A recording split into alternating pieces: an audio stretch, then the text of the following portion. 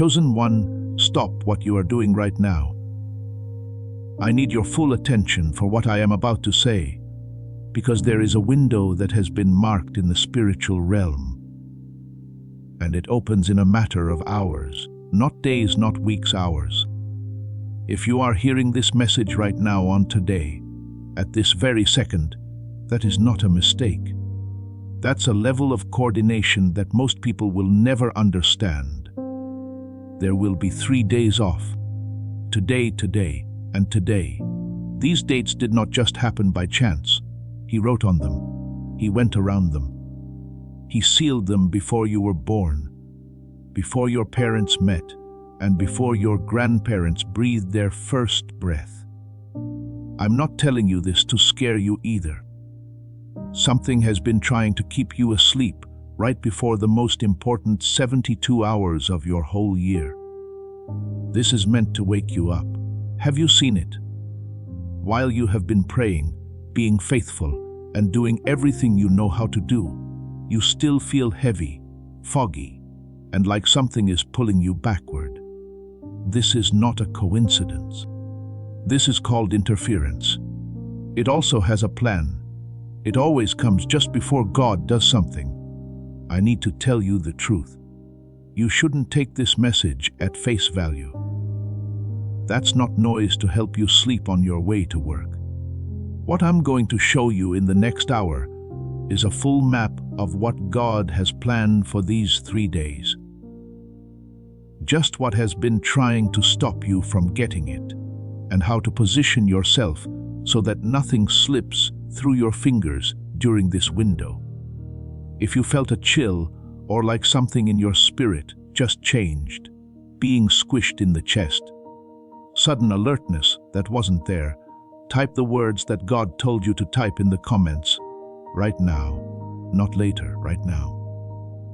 Because the fact that your body responded before your mind did is the first proof that this message did not come from a computer. It was sent to you as part of an assignment. Let me tell you something that most people don't know about good timing. That's how most people think of God. They think about life in terms of months, years, and big chunks of time.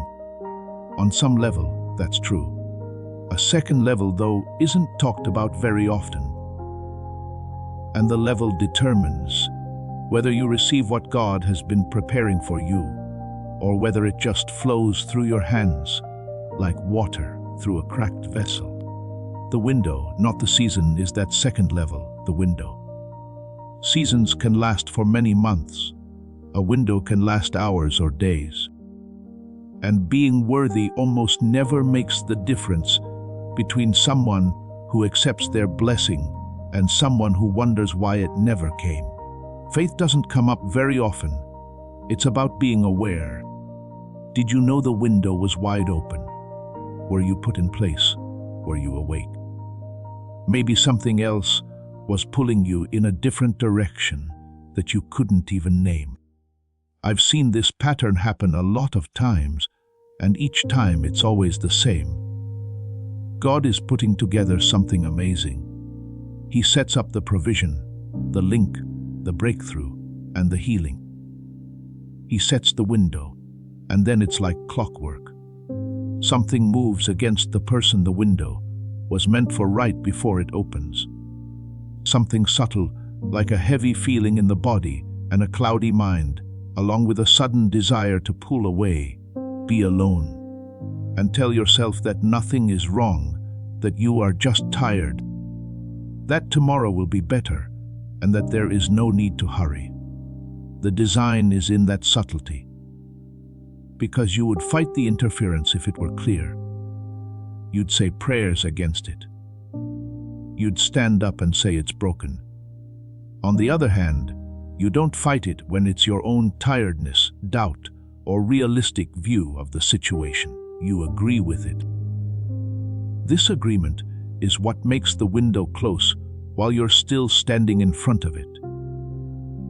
Tell me about what's been going on with you this week. You will keep giving it to the wrong source if I don't name it. You're more tired than usual. Not the kind of tired that comes from working hard. The kind of tired that you don't expect. You slept, but you were tired when you woke up. Even though you ate, you still felt tired. It felt like the words you were praying hit the ceiling and then fell back down.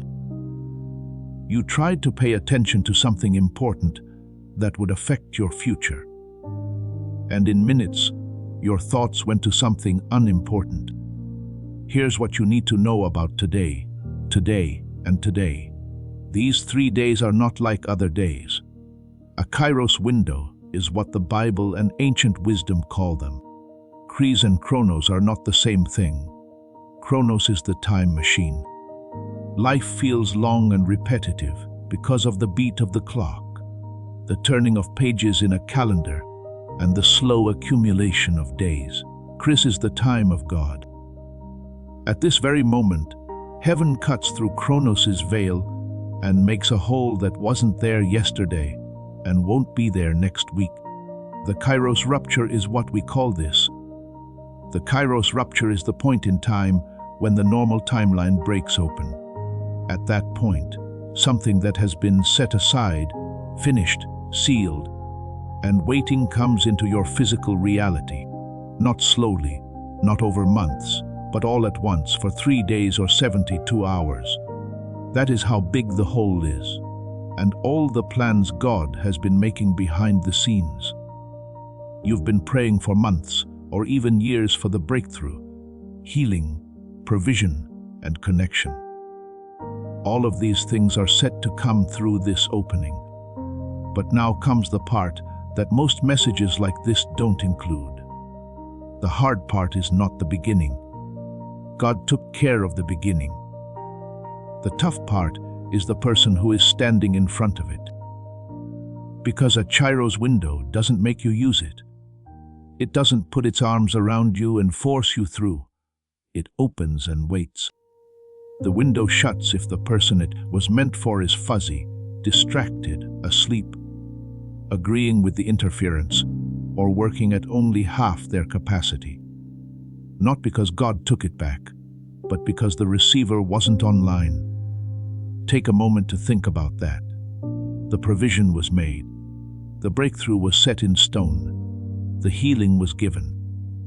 And the only thing that will change, whether you leave these 3 days changed or wondering what happened, is whether you are awake, clear, and ready to receive what has already been given to you. That's not religion. That's how it works. People who prayed for years missed it because they were too tired to see it when it came. People have been in the right place at the right time and not been able to see what was in front of them because their minds were not working at full capacity, which is not what I have seen. People who were clear awake and running on everything God made their mind to run on. Not more religious, not more disciplined, not more spiritual.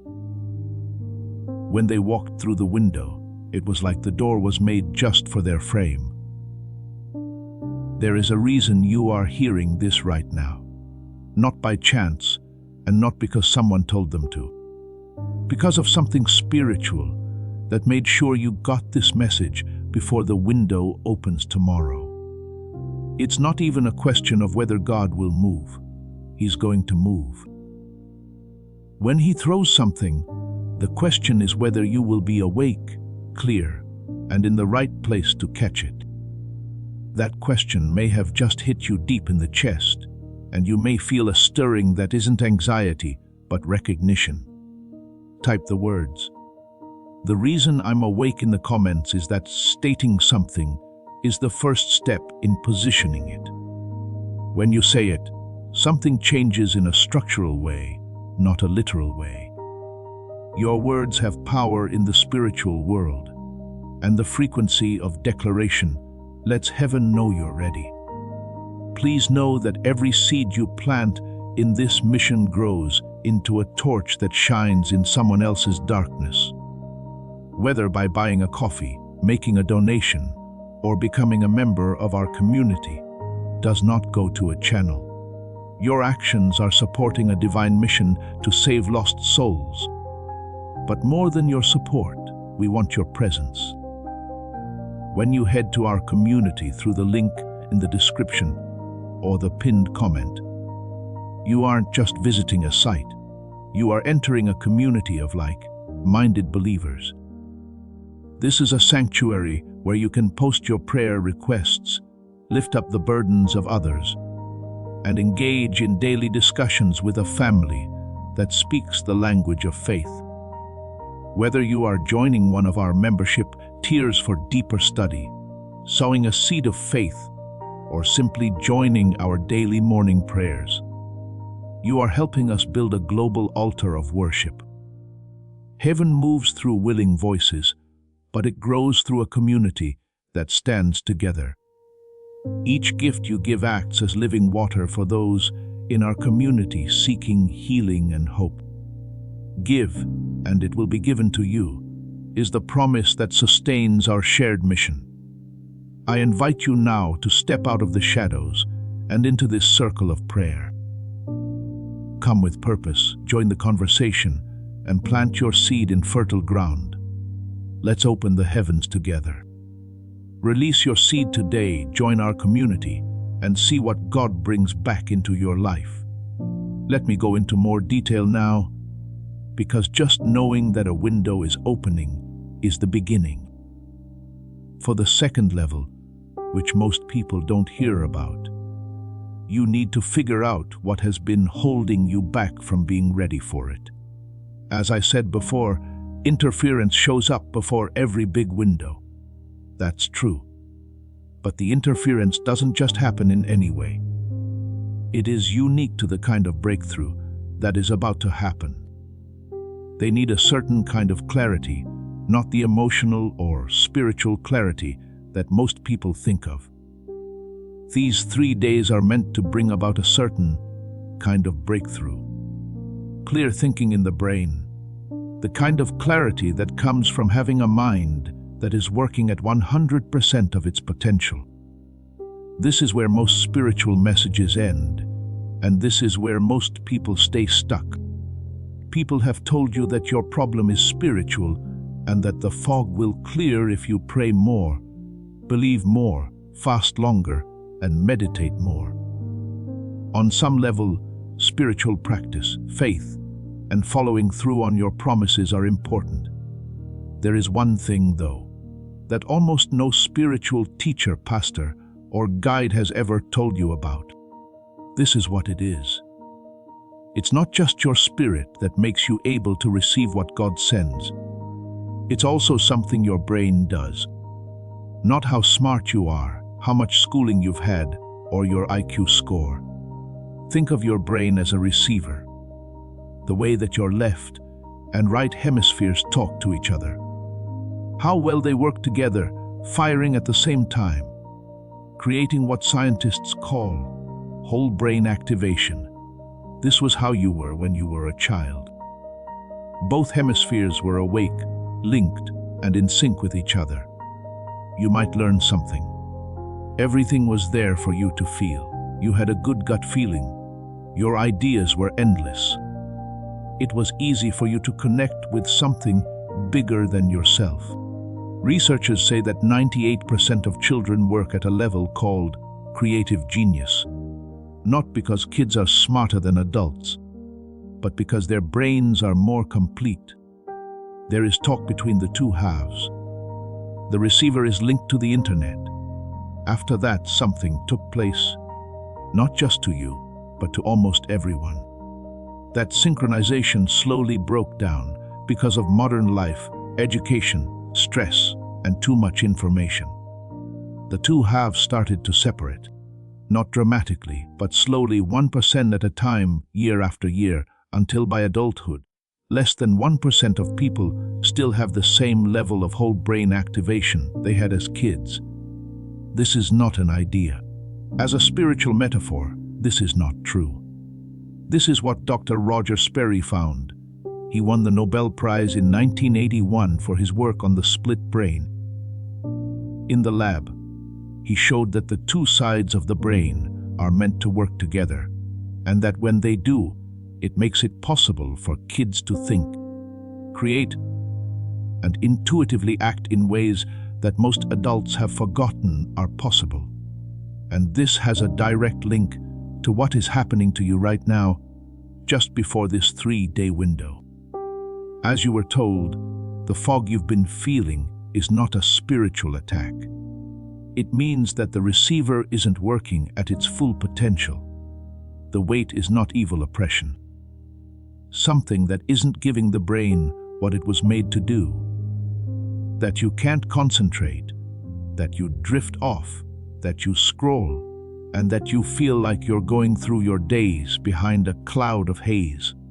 That is not a flaw in your character. That doesn't mean you don't believe. That is a sign in the brain of hemisphere disconnection.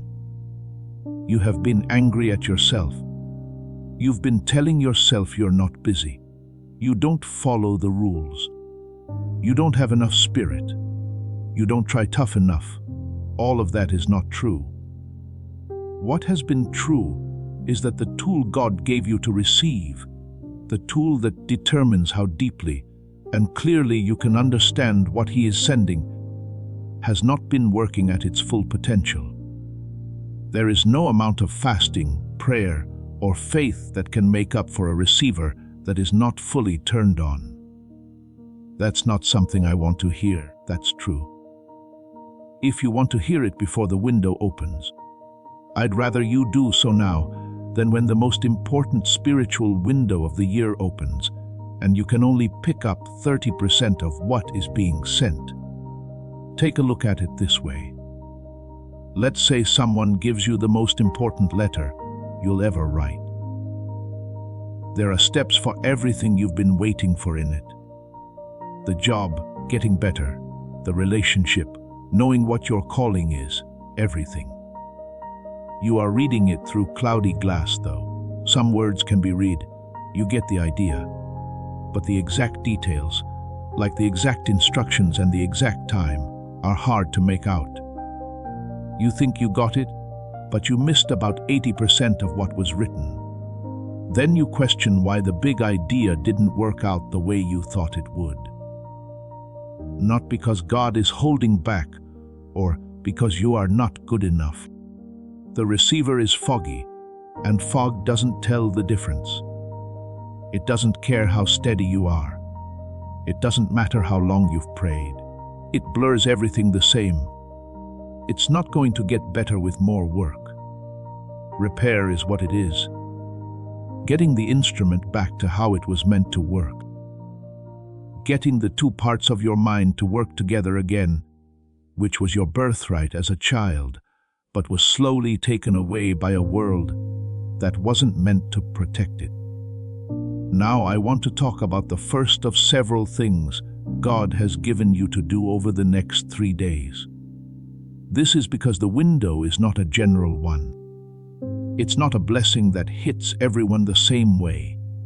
The Kairos rupture that starts today has a certain structure. Knowing that structure is what makes the difference between someone who walks through the window and someone who stands in front of it and doesn't know it's open. Today is the first day of clearing.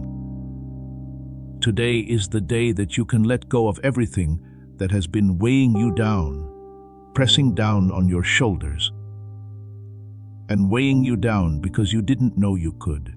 It's all going to be taken down, not gradual removal, but removal all at once. When you wake up, something that has been with you for so long that you forgot it wasn't normal is gone. Clearing, on the other hand, needs cooperation, not hard work. Cooperation requires being aware of each other. To get rid of something, you need to know what it is. When the weight goes up, you have to be awake enough to know, so that you don't reach back for it without meaning to. That's how it works. God takes away the load. That person feels lighter, but then they pick it back up because they are used to it, and their nervous system doesn't know how to work without it. They bring up the worry again. They go back to the same old loop of thoughts. They call the person they no longer have to deal with. They think about the failure they were finally freed from. That's not being weak. That's what takes place when the mind is cloudy. When the brain is only using a small part of its power, it falls back on old habits, even if those habits are bad. It's not clear enough to make a different choice. It is not smart enough to understand that the new state is better than the old one.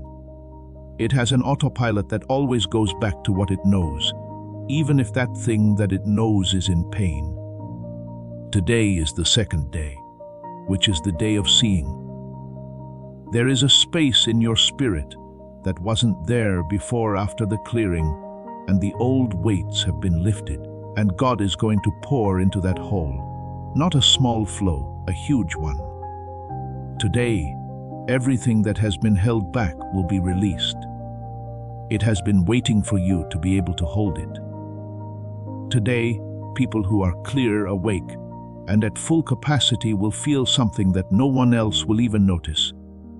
It's not that God has a favorite. It's that receiving depends on how much space you have. If the cup is already full of old water, it can't hold any more. A cloudy mind can't hold a clear revelation. Being weighed down by things that should have been let go of yesterday makes it impossible for the Spirit to hold what is being poured out today. Today, the third day, is the day of declaration. Today is the day that everything you received on Saturday needs to be spoken, claimed, and activated. Not in private, not in silence, but out loud. Because there is something spiritual and physical about the voice of a person. You are not just speaking words when you declare what God has put inside you. You make a frequency, and that frequency acts as a sign. It lets the spiritual world know that this person got it. This person is awake. This person is doing everything they can. Now heaven can move on to the next part. If this structure makes sense with something you've been feeling, but not being able to put your finger on. If the 3-day plan only helped you express what was already going on in your mind, write 3 days in the comments. Not because typing is magic or anything. It's the first step of cooperating with what God is doing, even if it's just written down.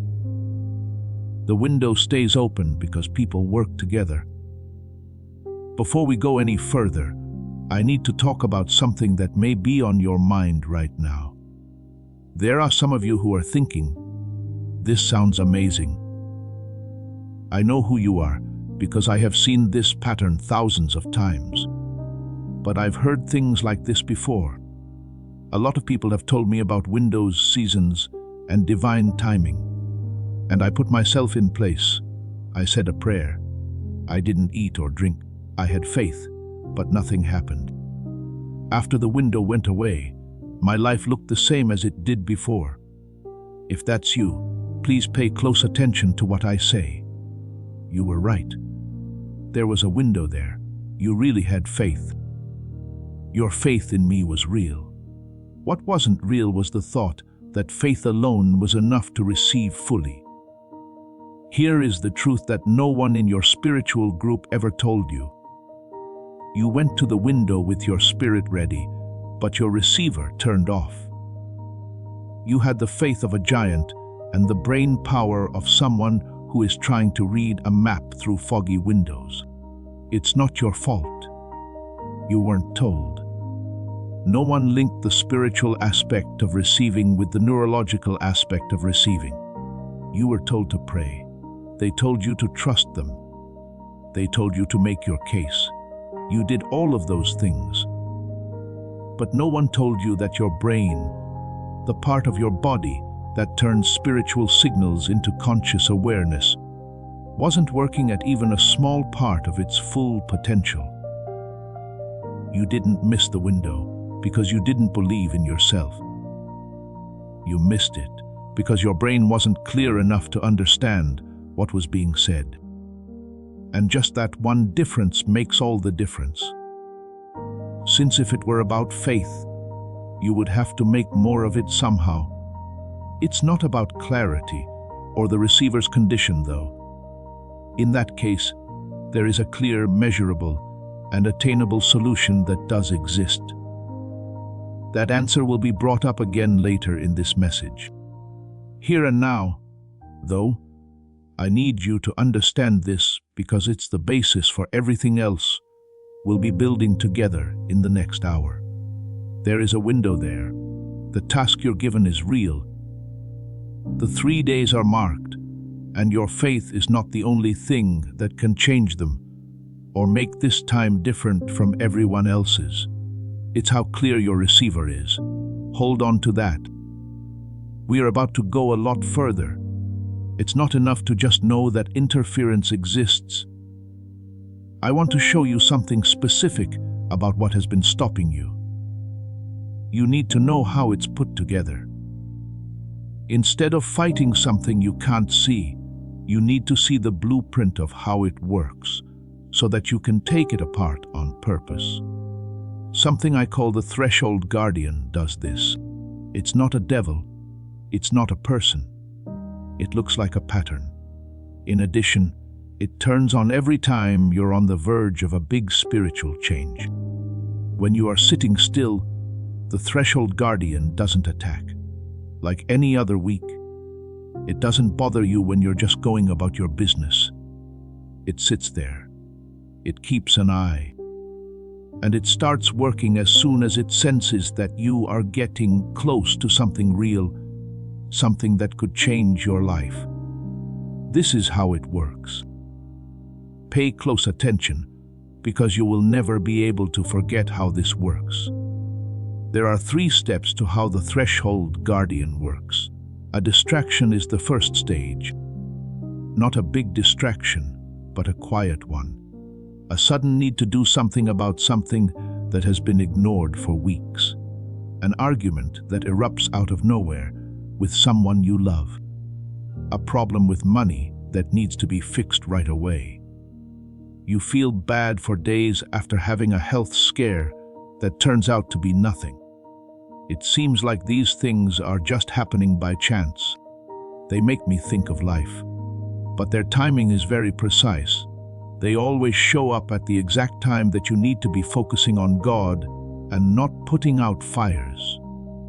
The second stage is doubt. Once the distraction is no longer in front of you, a voice starts to talk. This voice doesn't sound like the enemy either. It sounds like you. It sounds like your own sensible mind making sensible decisions.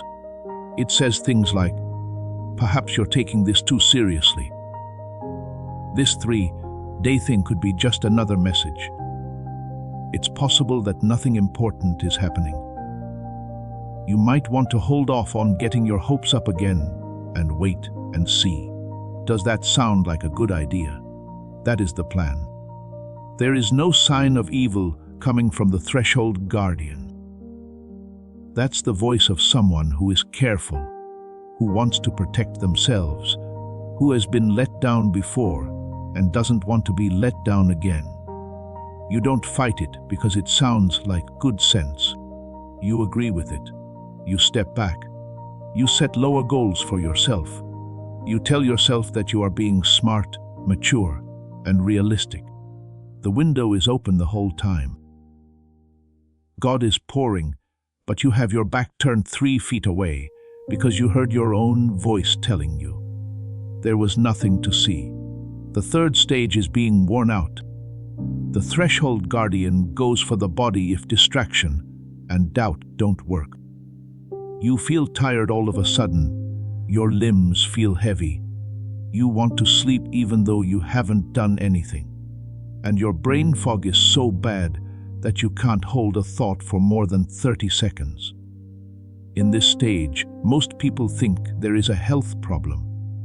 They see a doctor. They take extra vitamins. They change what they eat. All of those things might help a little, but they don't get to the bottom of why the fog is happening, which is that it's not coming from the body. It comes from the space between the two sides of the brain, which has been getting smaller and smaller since childhood. The fog is not made by the threshold guardian. It makes use of it. Some of the most moral people I know have had this happen to them. There are people who fast and pray every day and have dedicated their whole lives to spiritual growth. They still miss the window when it opens. Not because they weren't dedicated, but because the threshold guardian found a weakness in their brain and used it at the worst possible time. The threshold guardian doesn't want you to know this, though. The gap can be fixed. The split between your two hemispheres won't last forever. It's not a sentence. That's what it is. Of course, things can change. Not by putting in more work or willpower, but by fixing the instrument itself and turning on the synchronization that was your birthright, your natural state, and your brain's design by God. And now, just 3 days before the most important 3 days of your year, you are being asked to receive from God at a level that requires the whole instrument, not the broken or foggy version. You need the whole instrument, the one you had when you were 5 years old and could sense things that adults around you couldn't. Before anyone told you what they meant, you could feel changes in the air. That part of you that knew things without being taught them and trusted what you knew without questioning. It is still there. It is not active. And the only thing that will change whether you walk through this window, changed or unchanged, is whether that sleep ends before today comes. I'm going to tell you about the second part of what God has shown me about these 3 days now. This is because the structure I showed you for clearing, receiving, and declaring is the macro framework. The big building is what it is. That being said, there are certain movements, moments, and hinges inside that architecture that determine how deep what you experience is. The next one is something that most people who hear messages about divine timing never find out. I call it the arrival paradox, and it's one of the most confusing spiritual forces in the world. This is what the arrival paradox is. It seems like the more you get close to what God has planned for you, the more resistance you face, but not from the outside. The thoughts, feelings, and nerves that come from you. The systems that are supposed to move you forward start to move you backward, just when moving forward is most important. It's not what you think the reason is. The enemy is not getting stronger. It's not getting worse spiritual warfare. It's your own internal architecture reacting to something new. Because this is what breakthrough doesn't tell you. Spiritual breakthrough isn't the only kind. It has to do with nerves. When you're about to do something you've never done before, or that goes beyond what your current patterns can handle, your brain doesn't cheer. Your mind goes crazy. It sees the unknown as dangerous. The new is seen as a threat, and it uses all of its survival mechanisms to get you to go back to what you know. Even when what you know is bad, this isn't a metaphor. This is well known in neuroscience. The brain is set up to find patterns. It makes models of reality based on what it has seen and heard, and it sometimes fights violently to keep those models alive, even when they are out of date, wrong, and harmful. If someone has been struggling for 10 years, their brain is set up to deal with it. Every brain pathway, every automatic response, and every thought loop has been changed by having problems. And the brain doesn't see freedom when God opens the door to something new, better, or that requires a whole new way of being. It sees that a system is broken.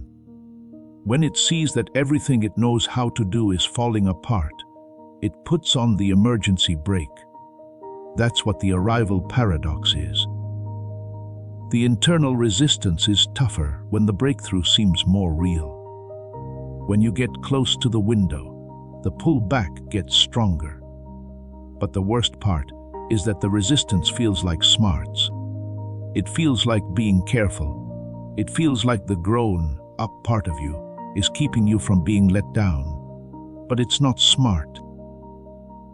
This is a circuit for survival that can't tell the difference between a real threat and the strange shape of your own blessing. There are some of you who have been living in the arrival paradox for weeks without even realizing it. Let me show you how this works in real life. You know that a big event is about to happen. Something in you has been restless, alert, and ready. Also, something in your body has been heavy, resistant, and pulling you away from what you did. It feels like two parts of you are at war with each other. There is a part that says move. Wait, says the other part. It says this is real in one place. Part 2 says you're not being honest with yourself. One part tries to open the door. Part of you grabs your wrist and says, not yet. That split inside you doesn't mean something is wrong. Something is right because of it. As a sign of closeness, it is. There is more resistance as you get closer. The fact that you can feel it now, this week, in the days leading up to today, is the clearest proof that what's on the other side of this window is important enough for your brain to defend itself. This part changes everything. Willpower alone can't solve the arrival paradox. You can't just keep going. Just because you want to be brave doesn't mean you can force your way past the resistance. The resistance is not coming from your will. It has to do with your brain. It comes from paths that were built many years ago. There are automatic responses and patterns that happen below the level of conscious choice. And willpower works on the outside. It works in the mind that is aware. There are circuits in your brain that are pulling you backward that willpower can't reach because they are too deep. This is why some of the most determined, spiritually driven, and willful people you know are still stuck. They're not trying hard enough. They have faith in God. The problem is deep inside, but they are only fighting on the surface. Something that lives underground is being fought with a flashlight. And every time they use their willpower to move forward, the deep circuits push back even more. And willpower wears off over time. It always does. Once it does, the person falls back into the old habits. They were sure that they had failed, that they were weak, and that the breakthrough was not meant for them. They did not fail, though. Willpower didn't work. Ill will was never the right way to solve this kind of problem. Something that works at the same depth as the resistance is the right tool. Something that goes beyond the spiritual level and touches the neurological level as well. The threshold guardian takes advantage of the gap between the two hemispheres, so do something about it. The gap that makes the arrival paradox so strong, the same gap that makes being close to something paralyzing. I'm going to talk more about that tool later. Please hold on to this for now. What I need you to understand first is the landscape. You need to see the whole picture of what you're going through before I show you how to get through it. The next part of that picture is what I call the distinctness collapse. When spiritual pressure meets breakups in the hemispheres, the discernment collapse takes place. This is what I mean. Seeing the difference between what God is saying and what your fear is saying, between real guidance and wishful thinking, and between divine timing and impatience. That skill isn't just spiritual. It has something to do with the brain, and that part lives in the way your two hemispheres talk to each other. Language, logic, and straight line thinking are in the left hemisphere. It works with data in a certain order. It looks at the evidence. It makes decisions that make sense. The right side of the brain is where intuition, pattern recognition, emotional intelligence, and the ability to feel things that you can't see live. It works with what can't be seen. It reads the room. It feels the shift before there is proof of it. It is natural to be able to discern when these two hemispheres work together and the bridge between them is active and healthy. You don't need to try. You can feel the guidance and your mind backs it up. The timing feels right and your mind backs it up with logic. When the two parts work together, there is clarity. Not just spiritual clarity, but clarity that covers everything. The kind that lets you move forward without worrying or guessing yourself, because you don't know if you are hearing God or yourself. But discernment falls apart when the hemispheres are not connected, or when the bridge is weak or not used.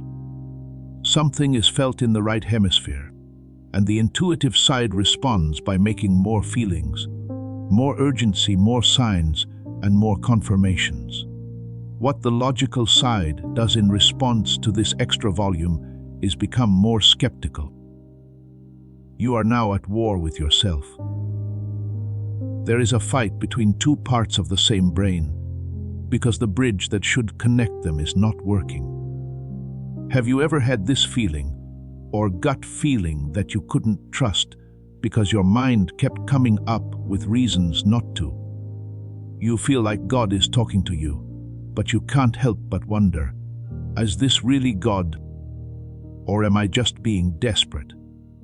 Knowing that something important is going on, but not being able to do anything about it, because doubt stops you every time you try.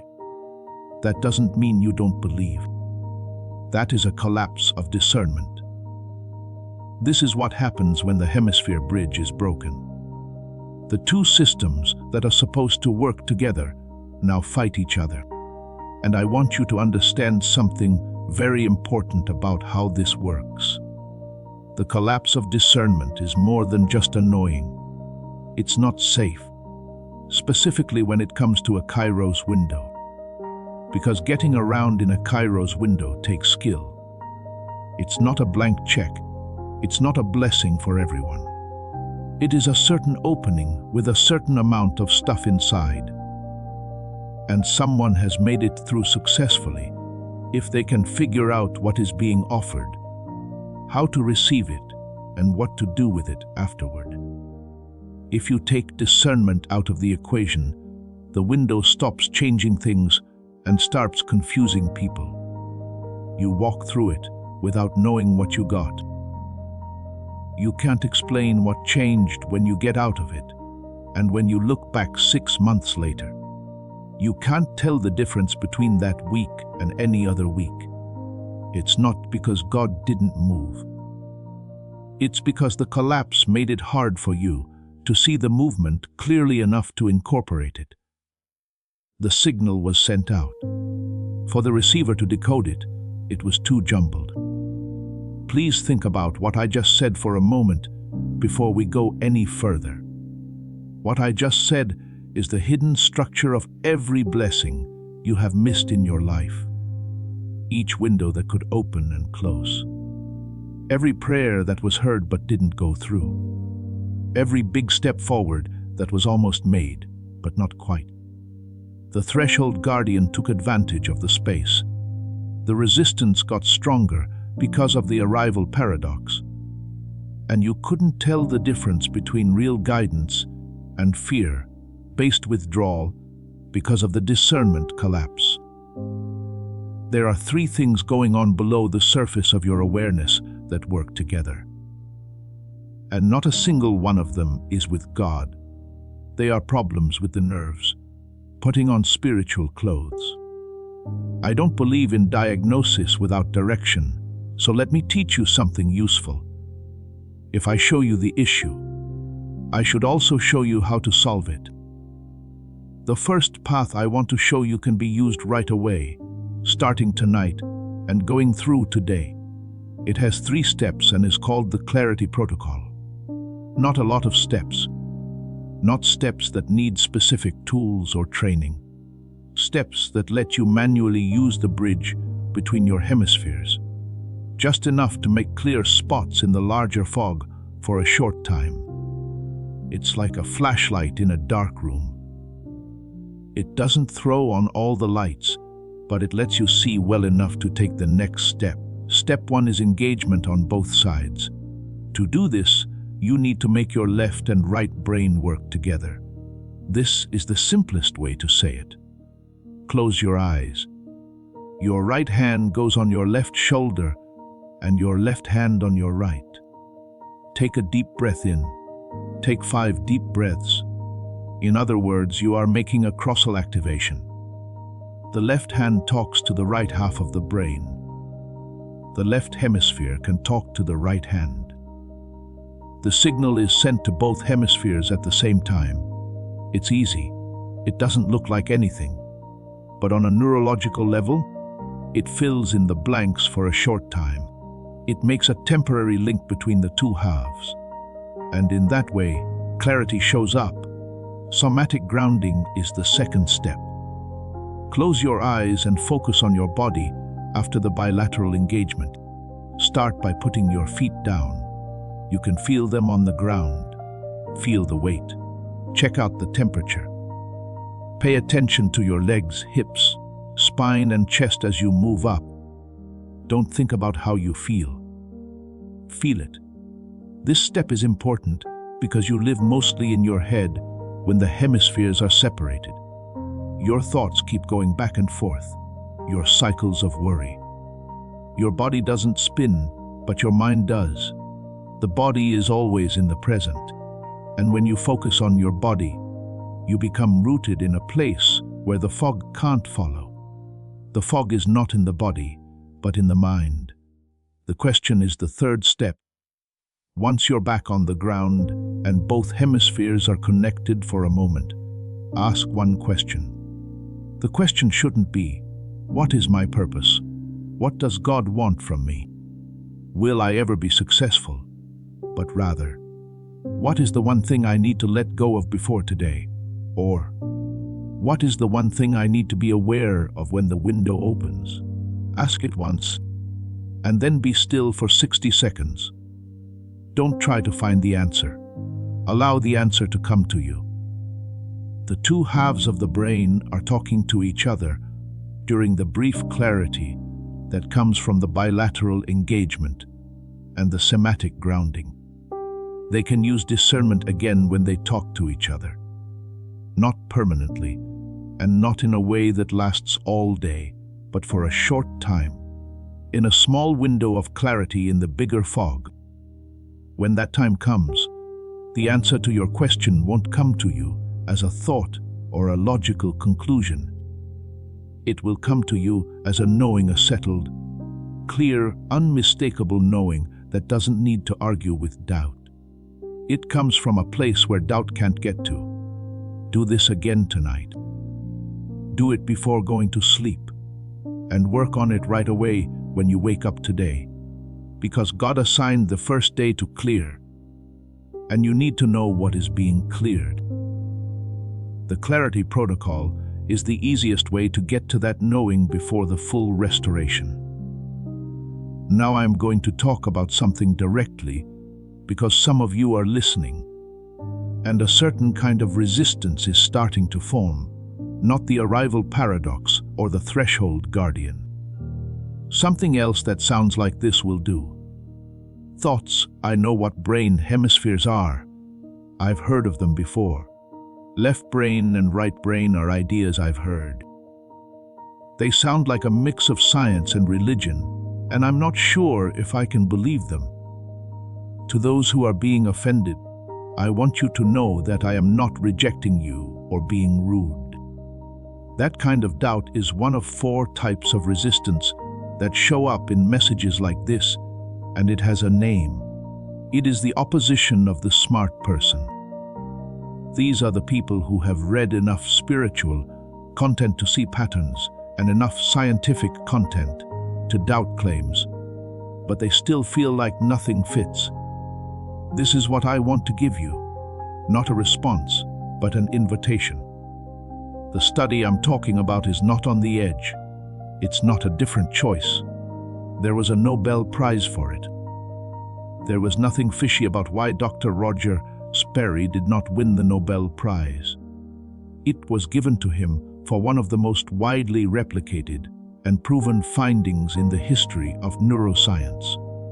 For more than 40 years, the split brain studies have helped us understand how the hemispheres move from side to side.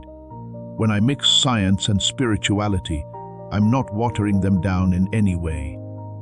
I want you to understand that the part of your body that receives spiritual information is affected by the same biological laws as every other part. To see, your eyes need light. To hear, your ears need to be moved. To fully perceive, your brain's two halves need to work together. It's not magical like that. That's anatomy.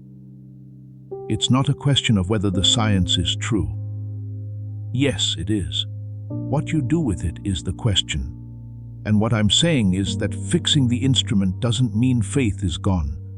It finishes it off. It gives your faith a clear path to follow instead of a cloudy one. It doesn't make God go faster. You can feel the movement that is already happening because of it. If that difference makes sense to you, if you can feel the difference between replacing faith with clarity, type those words in the comments. This difference will become more important as we go deeper into this message. Now that we've talked about the big picture of the 3 days, let me move on to the next layer. The threshold guardian, the arrival paradox, and the discernment collapse have all been named. The clarity protocol is a tool you can use right away. As this awakening grows inside you, know that helping with this mission is not a joke. It is a sign from God. You can support this work through the link in the description or the pinned comment, whether by buying a coffee, making a donation, or becoming a member of our Ko-Fi community. By doing so, you become part of Jesus' plan to save souls who are still stuck in fog. Every seed turns into light that fights against darkness. If you water others, you will be watered yourself, Jesus says. This is not history. It is a living promise about your future. Come into this moment with faith and a plan. What God has already planned for your life can be unlocked through your giving. Finally, I'd like to show you something specific about what today mean to you. Because I've been talking in broad terms up until now. I've been talking about how the window is built. However, what's in the window is private. They are unique to your job, your calling, and your specific battlefield. What I'm about to say is also not general, because that's what I've seen happen to people in the same season as you right now. People who have been faithful for a long time, but haven't seen the results of their loyalty. People who brought something heavy with them and didn't know they could put it down. People who have been told by others, their situations, and sometimes even their own minds that their best days are over. If that sounds like you, I need you to pay close attention, because the next part of this message will get to the root of what has been stopping you from receiving it. Most spiritual leaders never touch it either, because it makes them feel bad. Being honest is something that most people don't want to do. Because freedom is heavier than slavery, it leads to a kind of freedom that most people are not ready for. Whenever you've worn chains for so long that you forget how your arms feel without them. What I mean by root is what I call the success terror. I did not say fear of going wrong. A lot of people talk about their fear of failing. On top of it is fear of failing. That's the cover story. That's what you write in your journal tell your prayer group, and tell your therapist. But there is a deeper fear that almost no one talks about, the fear of failing and the worry that things won't work out. The worry that things might work out. The fear of doing well. This is the fear of getting what you've been praying for. What happens when things go well? What takes place when the blessing comes? For what reason does the fog lift, the provision come, the relationship heal, and the calling begin? What do you turn into? Not only that, but who do you leave behind? This is not vague. Now, this is going on in your body. Some of you got a sick feeling when I named it. Some of you felt your face getting hot. Some of you had tears in the back of your eyes. Because there is no such thing as success terror. Because I've been through it. It's the reason you try to stop them. Putting off the things that matter the most is because of it. Because of this, you feel the most scattered, confused, and worn out right before the biggest chances of your life.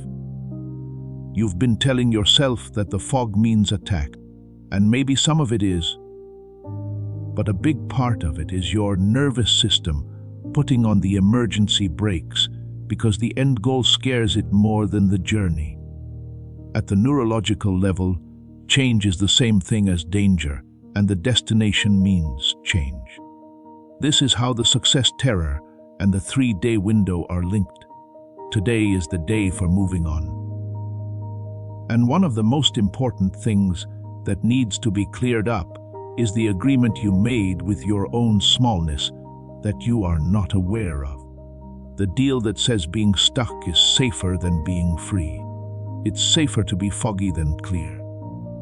It's better to miss the window than to go through it and find that the other side wants you to be someone you've never been. People did not consciously agree to that. You didn't just choose to be small one day. A part of your nervous system made it to keep you safe. The brain that made it read, expansion is threat, because it didn't know what expansion was. It was caused by the same hemisphere disconnect that has been making you less capable for years. Because the unfamiliar doesn't seem dangerous when the brain is whole and both halves are working together. It shows up as a chance. The brain as a whole has the processing power to correctly judge new situations.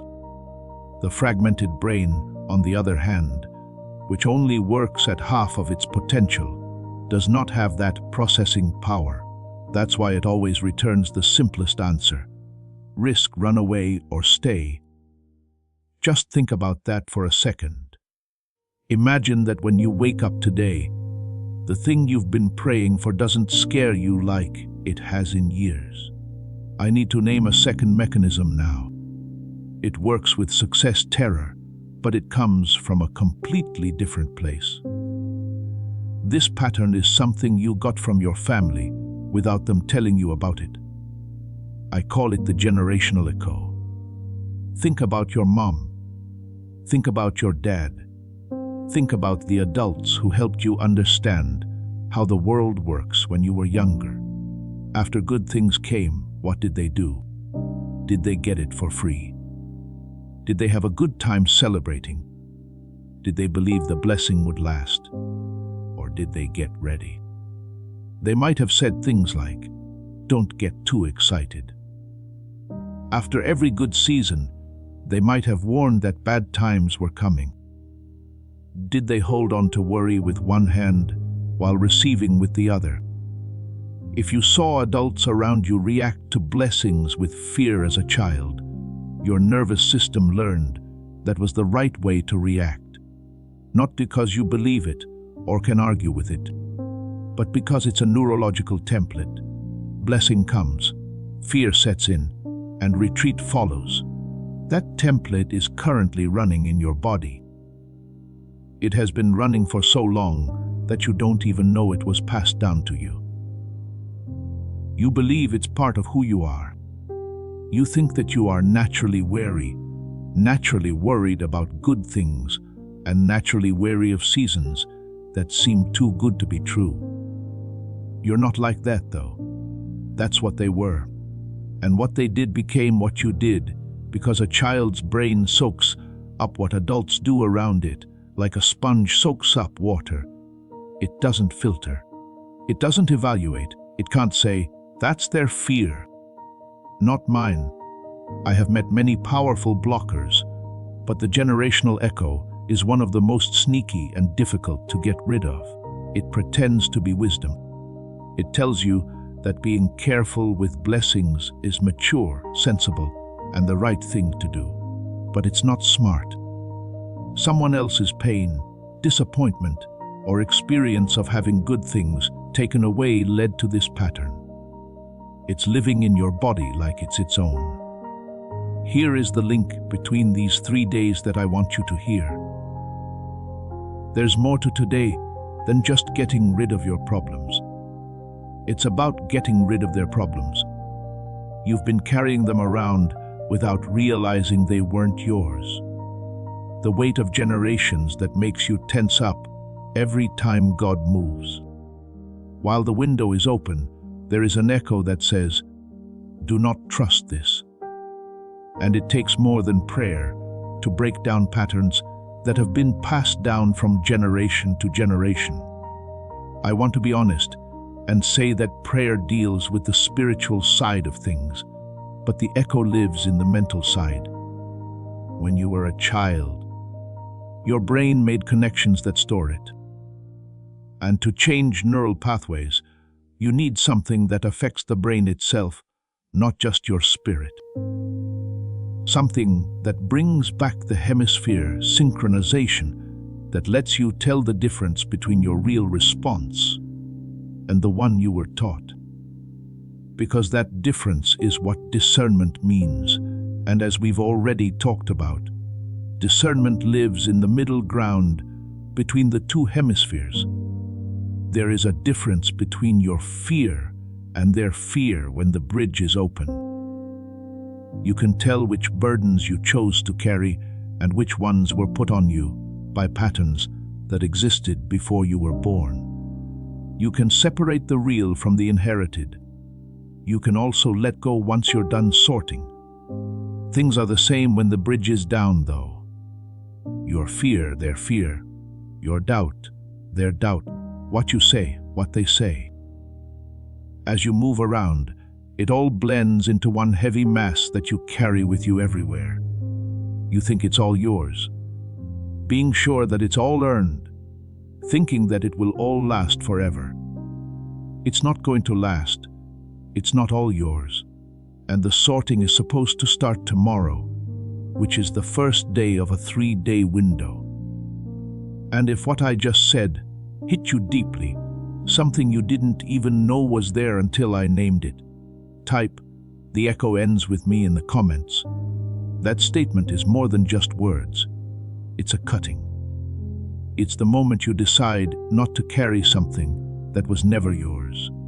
And God honors that choice in a way that can't be passed down from generation to generation if it is made with clarity, awareness, and both hemispheres at work. We have been talking about mechanism and pattern for a while now, so I want to change the subject. For a moment, I want to bring you to the surface. It's not that the depth doesn't matter, it's that the spirit needs a break between revelations. Take a moment to breathe. Take a moment to think about what has been said before we add more.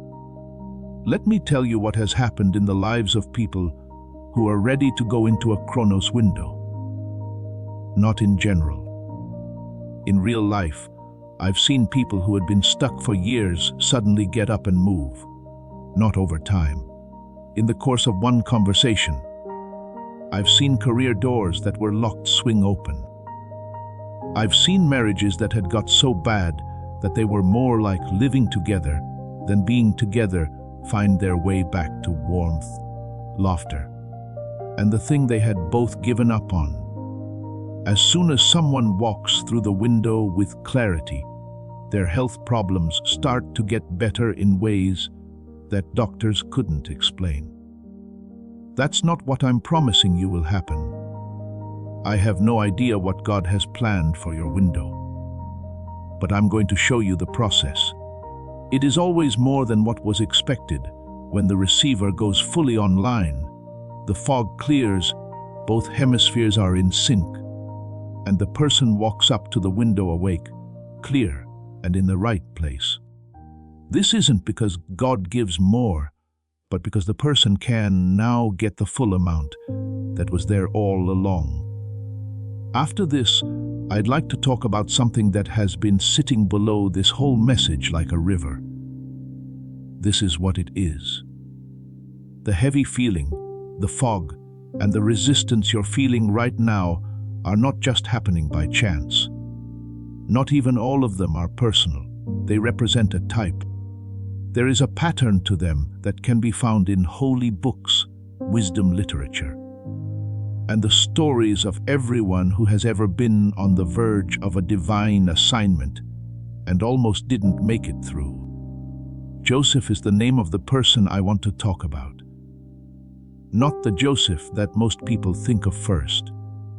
The Joseph whose brothers sold him, threw him into a pit, and took him to a foreign country, where he was wrongly accused, jailed, and then forgotten. If you know the story, you know that it is one of pain and victory in the end. But most people don't pay attention to one part of that story. And the most important thing for what you are doing now is the detail. Joseph didn't just go through pain. Joseph put up with being close. He came very close to making a big discovery more than once before it finally happened. In prison, he told the cupbearer what his dream meant and asked the cupbearer to remember him when he got back to work. The cupbearer got better, and for 2 years he forgot about Joseph. He spent 2 whole years in the same prison with the same job, even though he knew he had the gift, the calling, and had done everything right. The door that should have opened remained closed. The worst way to wait is in that way. Not the wait of someone who isn't sure if the promise is true. The waiting of someone who has already seen confirmation, shown the gift, and done the work, but still needs to wait for manifestation. You are now in that gap. The confirmation has already been sent to you. You already know that the call is real. You've already caught a few moments or glimpses of what God is building. Then you sit in the prison of proximity and watch the door that should have opened. You wonder if the person carrying the cup forgot. He remembered. The time wasn't right. And the fact that the time wasn't right has nothing to do with God testing you. There is something to do with the receiver's state at the time of delivery. Joseph wasn't the same person when he was 28 as when he was 30 and stood in front of Pharaoh. It was the same gift. It was the same calling. But they hadn't yet built up the strength to hold what was coming. And the 2 years in jail were not a punishment. They were setting up. They were the times when the instrument was being tuned to match the frequency of the sound that was about to be played through it. The time for calibration has come and gone. The 3-day window that starts tomorrow is not the start of your story. It's the end of a period of calibration that has been going on for months or even years. It wasn't all for nothing. Every disappointment, delay, and almost but not quite, was worth it. It was getting ready. And the preparations are almost done. This question asks if the last adjustment, the one that takes place between now and today, takes place with you aware and involved, or if it takes place while you are in the fog and don't understand why nothing is moving. Let's take a moment to hold something in front of you before we go on. Research labs have found something new in the last few years that most people who care about the things we've been talking about have never heard of. not because it goes against what is holy, but because most of us aren't paying attention to it. There is something about the way the mind is built that explains something that most spiritually sensitive people have felt, but never been able to put their finger on. They were led by a doctor in New York who has spent 20 years studying the human brain. Something so important that it goes back to a Nobel Prize, but is so easy to use that it seems questionable at first. What they found will be in the next part of this message. But put this question on hold for now. If you don't think your mind is foggy because you're old, lazy, or spiritually failed, what is? What would happen if someone took away something from your brain that was your birthright and affects how clearly you can receive what God sends? What if you could get it back? Hold on to that. It will come up again. But for now, I need to talk about the specific things that are stopping you from getting full reception during this 3-day window. These are not the usual problems you've read about in other messages. These are the ones that are hidden, the ones that are so deeply rooted in your mind that you think they are your personality. What I call the unworthiness loop is the first hidden wall. This is how it works. It's a chance that God gives us. You can see it. You know what it is. It makes your spirit jump. Then, between recognizing and acting, a voice speaks. A quiet voice, not a loud one. It also says that this is for someone who is better than you, more spiritual, more disciplined, and who didn't mess up like you did. That person deserves this. The voice has already done its job before you can argue with it. You had your hand on the door, but now it's by your side. Your feet were moving forward, but now they're on the ground. Not because you chose to stop, but because the loop of unworthiness chose for you. Here is the way it works that makes it so terrible. The unworthiness loop does more than just make you feel bad about yourself. It makes you think that feeling like you're not good enough is okay. It makes you believe that not wanting to receive is actually a sign of humility. Taking that step back is a sign of respect. That "I'm not ready" statement is actually smart. That's why you don't fight it. You accept it. That's what you call spiritual growth. You walk away from the door that God opened just for you, telling yourself that you did the right thing. But the window closes behind you, and the opportunity that was meant for you is missed. This is not being humble. Being humble means being honest about who you are. It means you don't believe who God says you are. And going through the window is different from going past it. God didn't mark these 3 days for the people who deserved them. He wrote on them for the people He picked. And God is the one who gets to choose, not you. It's not up to you to decide that you deserve what God has already given you. That's not up to you to decide. The second hidden problem is what I call the exhaustion mask. It has something to do with how I said earlier that the threshold guardian used exhaustion as a weapon. But it's not that simple.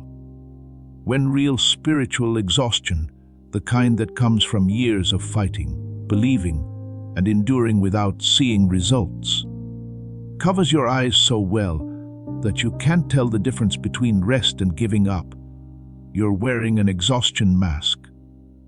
Rest tells your body, "I'm taking a break to get stronger. I'm taking a step back to get ready for what's next." Rest is temporary and has a purpose. I am done. I am tired of hoping. I am tired of being let down. I do not have the energy for another window, another season, another promise that might not come true. Resignation is permanent and serves no purpose. The exhaustion mask makes resignation look like rest. It makes giving up feel like being at peace. It makes walking away from the door feel like giving up your hopes and prayers to God. And it works so well because you are really tired and not pretending to be tired. It is true that I am tired. Years of waiting, years of carrying, and years of seeing doors close, those hurt. And when you're that tired, there isn't much difference between giving up and resting. It takes the full processing power of a mind that works as a whole to tell them apart. That's also impossible to tell the difference when the mind is only partially functioning, when the two halves of the brain are not connected, and when the fog is thick. So you choose the one that uses the least amount of energy by default. It always takes less energy to quit than to rest, since resting means you're going to get back up. When you quit, you can finally take a nap. Some of you are probably there now. I know this because the fact that you are still listening lets me feel it. You are here. You are hearing. But a part of you has already given up. Some of you are here out of habit, not because you have hope. Thoughts of what if make you listen. I'm not going to argue with the part of you that already thinks this is just another message that sounds nice but doesn't change anything. That's right. I'm not going to try to say that this time is different. I am going to name it, because that is the first thing that will break its power. After that, I will show you something that no amount of hope or positive thinking can make happen again. Something real, something that can be measured, and something that works on a neurological level as well as a spiritual level. But first, let me talk about the third hidden problem. This one is the most subtle, but it could be the most dangerous if it happens during a certain time frame with certain dates.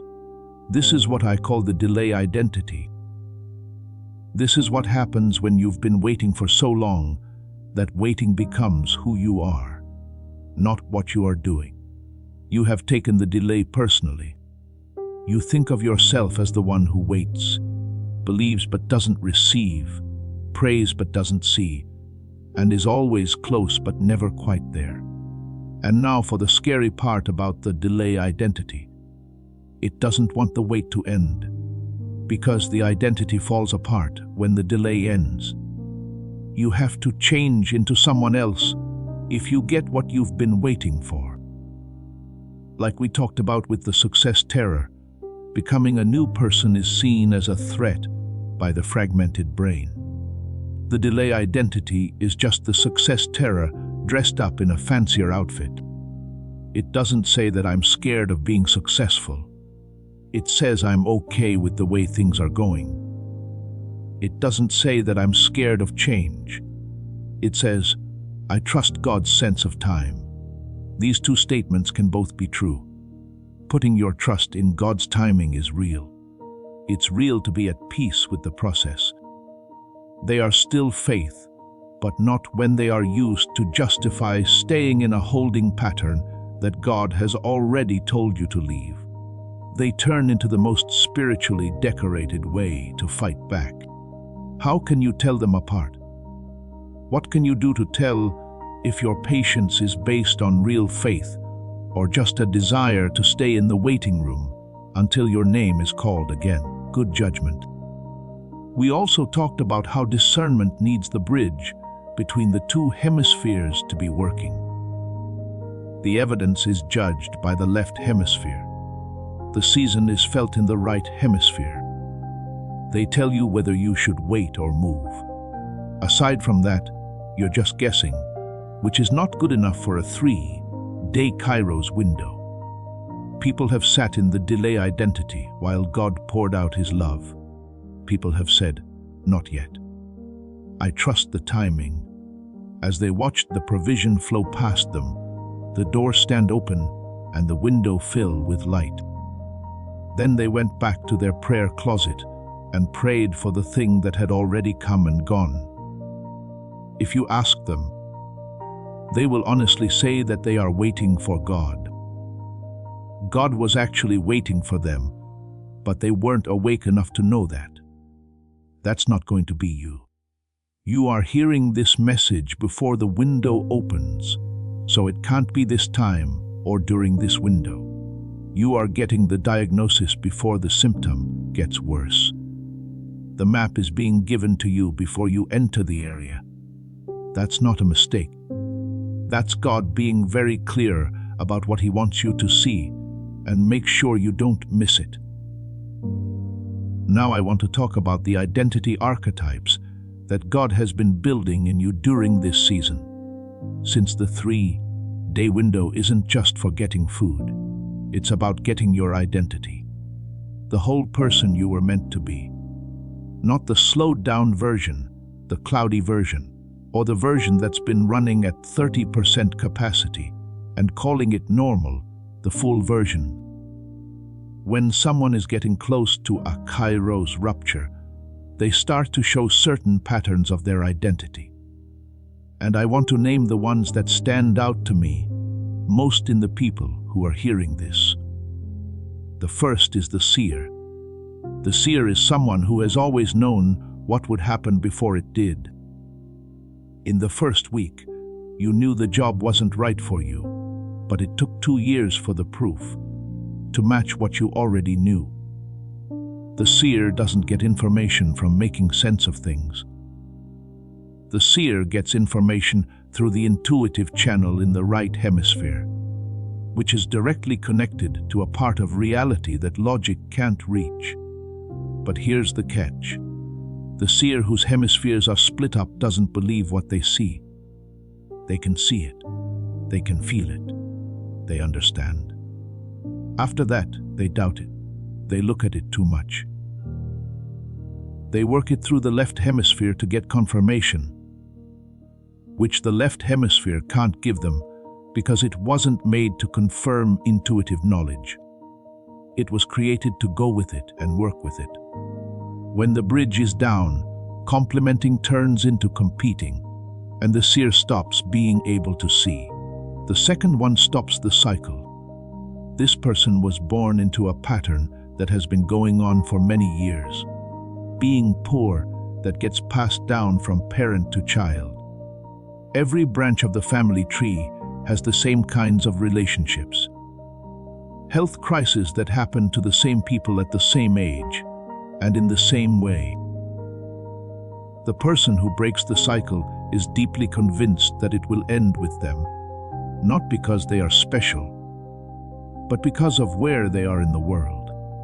These kids are at the point where being aware and doing something come together.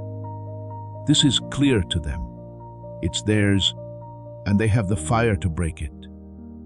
The third is the healer who has been hurt. These are the people whose deepest gift came from their deepest pain. The person who understands pain not from a book, but from a scar they have on their body. The person who can sit with someone during their darkest night because they have been there and made it through. There is an authority that the wounded healer has that can't be taught or faked. It's how we stay alive.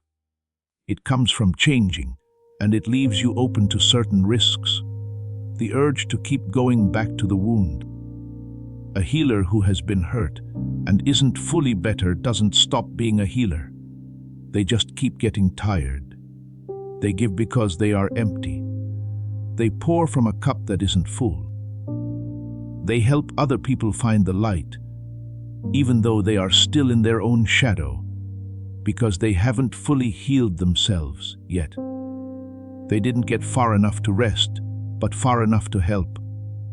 The hemisphere gap is the space between being close enough to help and not being close enough to rest.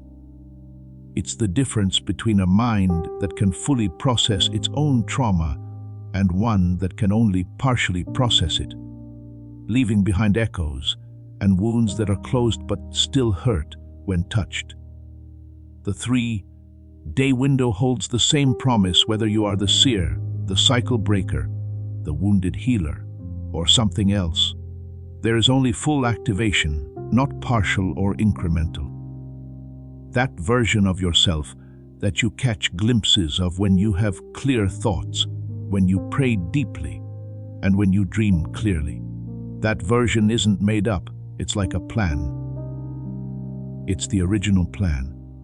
And the Kairos rupture is the point at which the blueprint turns from a picture on the wall to your home. Here's a question to think about while we move on to the next part. This is the question. You have been working at a lower level for years or even decades and have still managed to stay alive. Keep your family together, keep your faith, and show up every day in a world that doesn't give you much credit for the weight you carry. What happens when it's back up to full capacity? What happens when 30% turns into 100%? What happens when the fog clears, the receiver is fixed, and all the prayers you've been saying through a foggy window are now said through clear glass? I'll tell you what takes place. Everything speeds up. It's not that God moves faster, it's that you catch up. You suddenly see the provision that has been sitting in your spiritual account, but not being claimed because you couldn't see it clearly enough.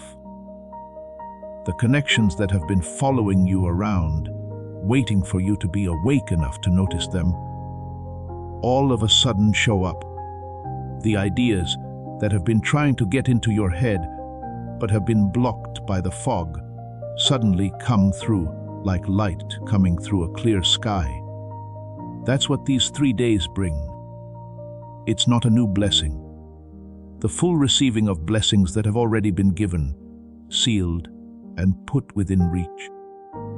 It's only been missing the clarity to see them and the strength to hold them. Things are going to change soon. Now I'm going to talk more about something that ties the identity archetypes to how these 3 days work. Being who you are is more than just a label. I'd like to share with you an idea that comes from the Hebrew language. Selim is the word. It's in the book of Genesis, in the verse that says God made people in his own image. This is shown as an image in most translations. You look like God because God made you. When most people hear that, they see it as a figure of speech. A beautiful way to say, you are unique. Selim is not a figure of speech though. Selim is about engineering. The root of the word Selim means a shadow that a real thing casts. Not a copy, not a fake, but a projection. The way a 3-dimensional object makes a flat shadow on a wall. What you see is not separate from the shadow. It's because of the thing. It moves along with what's moving. When the thing moves, it changes shape. It does exist, but in a smaller space. The thing itself can't do everything that it can. It can only project onto a certain surface. You are God's center. Being in a human body with a human brain in a 3-dimensional world is like seeing divine intelligence, divine creativity, and divine authority. And the problems you're having, like the fog, the disconnections, and the limited abilities, don't mean you are less. They show that the surface you are projected onto, your neurology, the synchronization of your hemispheres, and the activation of your whole brain are not fully receiving the signal that is being sent through them. The signal stays the same. That's not all God does. As you read these words, the creativity, insight, wisdom, and power are all flowing through you right now. But the surface, the brain, and the receiver are cloudy, broken, and only partially clear.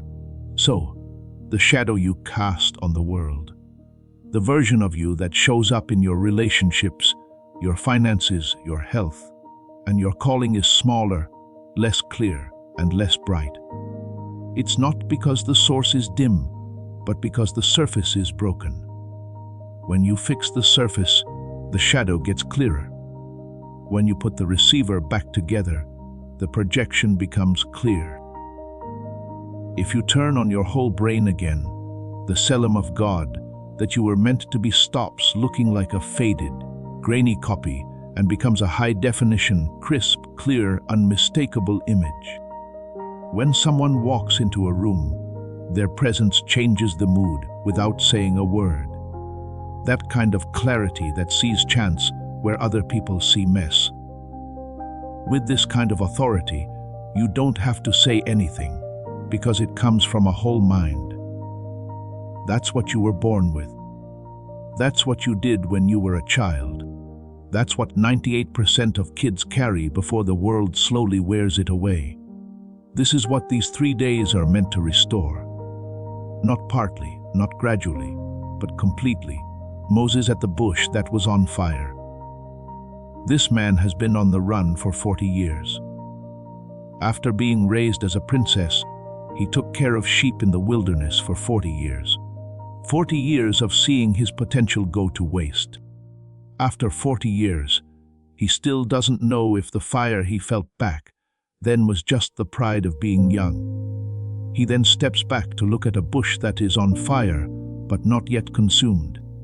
He is 80 years old, which is a long time after most people have given up. The Bible also says that God spoke only after seeing that he turned to look, not before. The voice didn't come until Moses showed that he was aware, alert, and willing to see something that most people would have missed. It wasn't like the voice was waiting for Moses to be better. It was ready to go when Moses woke up. That's how a Kairos window changes over time. God doesn't talk through fog. God's words are clear. God doesn't pour into something that isn't awake. God pours into a vessel that has turned away, noticed, and is awake enough to see the burning bush and interested enough to go up to it, instead of coming up with an excuse. You are getting closer to your bush that is on fire. The bush is made up of these 3 days: today, today, and today. It's not even a question of whether the bush is on fire. It's on fire. The question is whether you will blink, pay attention, approach with both hemispheres fully engaged, fully clear, with the receiver online, or whether the fog will make you think that these days are normal. They're just Saturday, Sunday, and Monday, that the fire you see is just heat shimmer and the stirring in your spirit is just emotion. The most powerful prophet of his time, who had just seen one of the most amazing displays of divine power ever recorded, was so tired that he felt hopeless. The answer from God was not a rebuke. God's answer was to rest. Bread and water were brought by an angel. He ate, slept, ate again, and slept again. And God didn't give the next instruction until the physical instrument was fixed. That pattern is very important. God didn't give Elijah the next task when he was already very tired. First, God fixed the instrument, which was the body, the mind, and the brain's ability to hear clearly. The still, small voice only then came.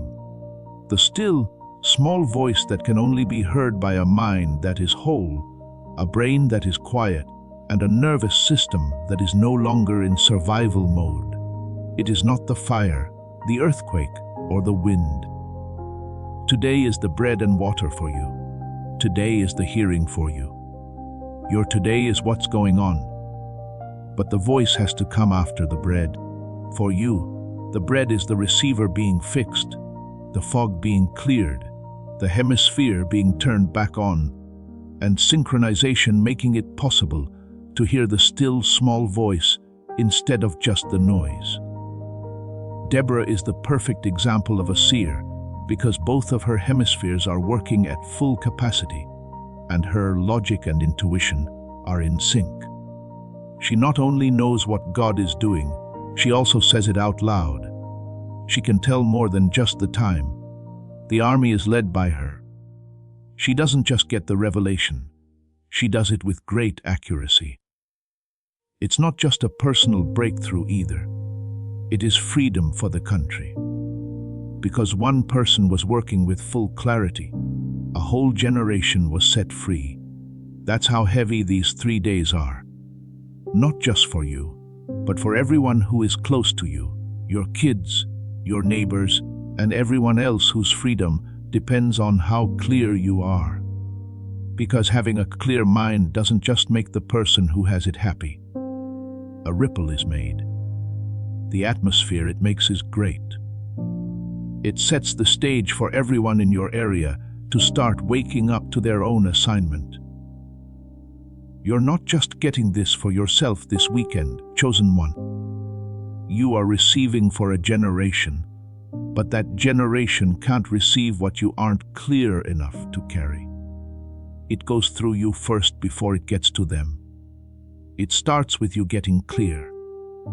You are the first person the breakthrough hits, and then it spreads to everyone else who was waiting for someone in their line to finally wake up. That's why the fog came out early. That's why the threshold guardian turned on. That's why the arrival paradox got worse. Because the big step forward that this window represents isn't just personal. It goes back generations. It is a business. This is the kind of big discovery that changes family trees, fates, and stories for people who haven't even heard of you yet. The only thing that remains is to see if the instrument will be online when the window opens. We are about to go a lot further. The most important part of this whole message is what comes next. This is the part where everything I've been building comes together in one place. All the mechanisms I've named and patterns I've talked about come together here. That point is the clear, measurable, and attainable solution that turns everything we've talked about so far from a diagnosis into a plan. Follow me. There's a reason you've come this far, and soon it will be very clear why. Now I want to close the loop that has been going on since the beginning of this message. I told you I would come back to something that was found in research labs. I'm going to tell you now why I waited until now to bring it up. Now it's time for the answer. The exact answer, not a general one. This one gets to the root of the problem, not just the symptoms. The one that works at the same level as the issue it assists. I need to do something important first, though, before I take you there. I need to give you the frame that makes what comes next land right. For without this frame, what I'm about to say will sound like a service. And it's not a product in the sense that you think of the word. You can fix it with this tool. There is a way for the brain to get back to the way it was meant to work. A product is different from a restoration tool in the same way that buying something new is different from getting back something that was always yours. This is why that difference is important. When you buy something, you bring something into your life from the outside. When you restore an instrument, you take away the thing that is stopping it from being the way it was meant to be. You're not making more room. You are making space for capacity that already exists. There is no new software being put in. The fog is being cleared off the screen so that you can see the software that has been running all along. The chosen one doesn't need anything else. It needs to be clear for the chosen one. And being clear isn't a spiritual state that you work hard to reach. Clear is a mental state that you can get back by synchronizing the two halves of your brain that God planned to work together from the moment you were conceived. Let me now tell you what the study found. A woman from California, a nurse from San Diego, told me about her life before she went through what I'm about to talk about. She did everything possible. Prayer, writing in a journal, meditation, everything that her community suggested she do. She was honest. She was honest. She was always the same. She kept coming back to the same experience. She thought what they said. She understood what was going on. But she couldn't feel what was really going on. Not in her body, and not in the way her days were lived. It was like a glass wall stood between her and the life she prayed for. She saw it. She could explain it. She was not able to touch it. She said something got better after 10 days. She didn't even know what was blocked was opened. Like a channel that had been cursed, not because she worked harder or learned a new way to pray, but because the receiver had been fixed. A man from Texas talked about a similar thing, but from a different point of view. Someone who had spent years keeping things together for other people while his own life got thin and far away. Prayer, he said, was like talking to a wall. The signal was going out, but nothing was coming back. It wasn't because he didn't believe in God. The frequency was right, but the receiver wasn't working. My brain felt like it was running on 2 cylinders when it was meant to run on 12, he said. When he woke up 2 weeks later, he said that his mind was running on everything it was supposed to run on. The fog had been there for so long that he stopped noticing it as fog. Now it was gone. Not slowly going away, but gone like someone cleaned a window he had been looking through for years without realizing it was dirty.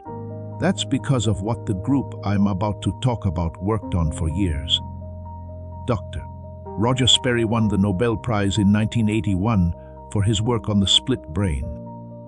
In the lab, he proved what spiritual traditions had known for hundreds of years, that the brain is designed to work as a single unit. 2 hemispheres, one on the left and one on the right, that are meant to work together all the time. We call what happens when they do this whole brain activation, a mental, creative, intuitive, and spiritual state that most adults have lost touch with and have no idea how they got it back. His research shows that children can work at a level known as creative genius, not because they are smarter by nature, but because their brains are whole. Both hemispheres work together. Both are able to use the bridge, which is healthy and sending data at full bandwidth. Then, over time, the bridge gets weaker because of modern stress, too much information, educational systems that favor one hemisphere over the other, and the general loss of brain conditions that help with synchronization. The hemispheres start to work separately, and by the time a person is an adult, less than 1 in 1,000 still has the same level of whole brain activation they did as kids. Neuroscientists in New York, led by Dr. Daniel Barron, did the following for years. It took them more than an hour of clinical neural sync technology, which is a whole brain activation protocol used in specialized medical settings. It costs $300 per session in person and $700,000 for a home unit, and it goes through a very intense process of compression and refinement. They turned it into a targeted 8-minute sound sequence. 8 minutes a day, with headphones on and eyes closed. There you have it, the only physical requirement. The smart switch is what they call it. It's not a brainwave product, a meditation app, or a sound frequency that's meant to make you feel a certain way. Based on Dr.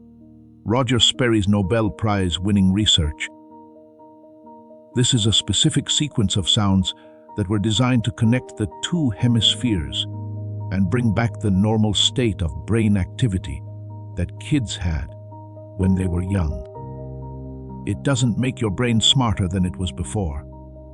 It brings back to life what was turned off. What was disconnected is put back together. It puts the receiver back to how it was before the modern world slowly, quietly, and relentlessly turned it down. If you've tried binaural beats or sound frequency products before and not been impressed, Dr. Barron talks about this right away. Those products only go after a small part of the picture. Sound waves on their own are not enough.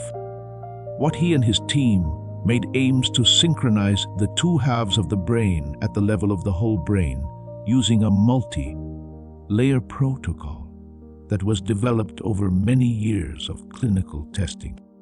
That works in a different way, and it leads to a different kind of result. Not everyone can use the genius switch. It's for the chosen one who knows that God planned not only the promise, but also the mind that needs to follow it. That person has been sincere for years, done the work, felt the call clearly, and kept coming back to it, even when the evidence wasn't there. That person is ready to stop seeing the fog as a flaw in their character and start seeing it as a neurological issue that needs to be fixed. Most people who hear this will scroll on by. They have come to terms with the smaller version of their mind being permanent. You're still here. That isn't a mistake. With that kind of persistence, the person this was made for will be successful. Now, let me go over exactly what it has and how much it costs, because being clear is important. And I'd rather tell you everything and let your spirit decide than use vague words and hope you trust me without question. At first, Dr. Barron and his co-workers talked about selling this for $500. At that price, it would have been a great deal compared to the other options. Neurofeedback sessions that take place in person cost and $300 an hour. Neurofeedback units for home use cost $7,000. Left nostril breathing is a technique that can partially activate hemisphere synchronization. It takes months of focused effort, 20 minutes a day, to see results that can be measured. It's not $500 for the genius switch. It's not $200, it's not $100. It cost $49 when it came out. Today on the page I'm sending you to, there is an extra, the 10 off, making the price $39 for a tool that works on the same part of the brain that costs $300 per session in a clinical setting. That coupon doesn't work. Scientists made that choice because they knew that the people who need it the most are not the ones who can pay $7,000 for a home unit. These people have been carrying the weight of hemisphere disconnection for a long time without ever understanding what it was or knowing that there was a way to fix it. For $39, you get the 8-minute targeted auditory sequence plus 4 extras that were added to help with the whole process of restoration. A guided visualization made by one of the best Calm app creators to help you see how your life will go in 4 areas: love, health, money, and happiness. This is a smart grocery shopping guide that lists 10 common foods that make you feel foggy and suggests healthier options that will save you over $100 a month at stores like Walmart, Target, and Costco. A well-known text on manifestation that is more than 100 years old. The basis of all modern techniques for manifesting is currently selling for $20 on Amazon, and it comes for free. And a printable infographic with 5 habits that you can look at every day to help you remember them. Everything comes with a 100% money-back guarantee that doesn't matter what. Just listen once. 80 times listen. It will get every dollar back if it doesn't do what it has done for over 18,000 people. There are no strings attached, questions, or time limits. The guarantee isn't just a way to sell something. It comes from a team that worked on the mechanism for years and is sure of what it does. After this page, the $39 price is not guaranteed. The price is going to go up, according to Dr. Barron and his team. That's not stress. That's what it really looks like when you only have limited access to clinical neurological restoration. The costs of building are real. The process of compressing it alone took years, and the price at which it was released was chosen with the knowledge that it would not stay this low forever. If what has been said makes sense to you and every word has been confirmed by your spirit, since I started talking about the hemisphere connection. The link is in the description below and the pinned comment. It's not anywhere else. Before you decide, you can read everything on their page. It's easy to see every detail. There is nothing hidden. You don't have to make a promise before you understand. One thing that needs to be named. You can find tracks and products with names that sound alike if you search the internet for something that sounds like it. They were looked at by Dr. Barron and his team. Most of them didn't have any neural sync technology built in at all. They used the name because there isn't much that stops you from calling something that. How it works is what makes the difference, and his team's work is the only place where it works. The only source that has been checked is the direct page. That's where the link below takes you. If your spirit has already confirmed, go there now if you feel that quiet yes in your chest. That yes that doesn't need proof, because it is proof itself. Before the window opens tomorrow, you should go. Because the 8-minute sequence that will be used tonight and again tomorrow morning before the Kairos rupture starts is what makes the difference between going into the 3-day window with a fuzzy receiver and going into it with the whole instrument online. The tool doesn't stand in for God. The tool doesn't take the place of obedience. It doesn't give up for you. The door doesn't close itself. You don't need any tools for what God is doing in you. But a tool that heals the receiver makes what God is doing land in the right place more often. God is not stronger because his mind is healed. You can feel the power that was always there better after doing it. Now I want to talk about something I know some of you are thinking, because I want to answer this question, since I have earned your trust over the last hour. Some of you are wondering if the issue is neurological, and the answer lies in science. Where does God fit in? Does using a scientific tool to fix the brain make people less religious? Does it lessen the spiritual journey? That makes me want to ask a question. You broke your arm. Do you pray that it will heal, or do you go to the doctor? A lot of people answer both. That answer is also right. Prayer takes care of the spiritual side of healing. The doctor talks about the physical side, and putting a broken bone back together is not seen as a sign of lack of faith. No one is accusing you of putting God down by using the medical knowledge that God gave people the ability to learn. The brain is an organ, just like the heart, lungs, and kidneys.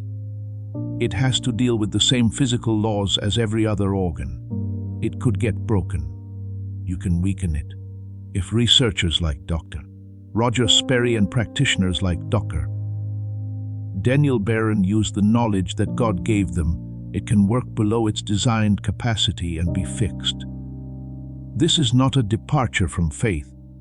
Putting faith to use in the widest sense possible. Faith that God made the brain to be whole.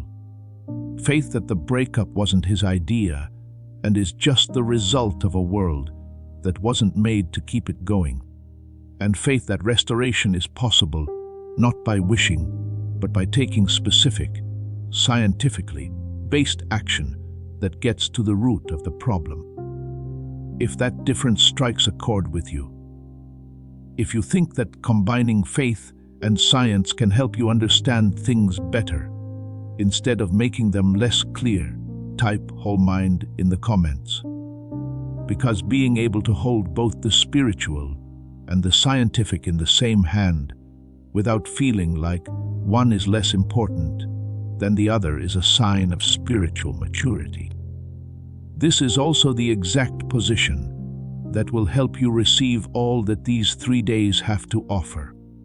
And to the person who was chosen and felt something stir when the mind restoration was described, that person who knows that the instrument is just as important as the intention, the door is still open. in both the description and the pinned comment. It's only a small step, but big changes have come from small steps taken with a clear head. Now I'm going to get back to the main point of this message, because the section on products is full and what's left is holy. What's left is the part of this message that belongs to something bigger than a technique, a tool, or any other mechanism I can think of. The truth about who you are and what these 3 days will show you is all that's left. Wait, there's more. I need to get you ready for something, because most messages like this don't say what I'm about to say. And leaving out this fact is the main reason why more windows are missed than any other single factor. This is the truth. What this message has taught you so far is true. All of the things I said about the mechanism, the pattern, and the breakthrough beat, they are all true. It's all true. Everything you have learned so far will only work a small part of the way it should without what comes next. The deeper level I have been building up to since the first sentence. Information that isn't used is like a key that can't be turned. You can keep the key. The key is beautiful. It is clear how the key works and which pin it lifts and which tumbler it releases. The hand that turns, on the other hand, is shaking. If the fingers don't feel anything and the grip is weak, it's because the part of the brain that controls fine motor skills is only working half as hard as it should. The key stays in the lock, it is known, but it is not used. Correct, but not useful. That, not ignorance, would be the worst thing that could happen. Thought out paralysis. And the hemisphere gap is known for its informed paralysis.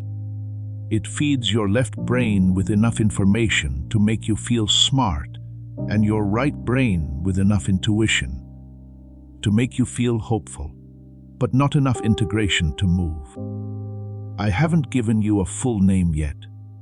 You are more than just the chosen one. What you carry is known by a different name. And that name changes how you move through this window in every way. I did not come up with the name I am about to give you. After giving it some thought, the name comes to you from the way your life has been organized. It seems like you've been reading your story from the fog, the reduced capacity, or the broken hemisphere. From that point of view, your story seems to be a series of almost. Events, breakthroughs, provisions, clarity, and peace that were almost reached. However, when the whole brain is working together, the mind is in sync and can see the big picture. It doesn't look like your story is about almost anything. It seems to be pretty accurate.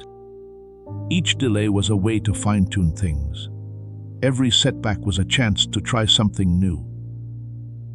Every door that was shut was a defense against something that would have come before you could hold it.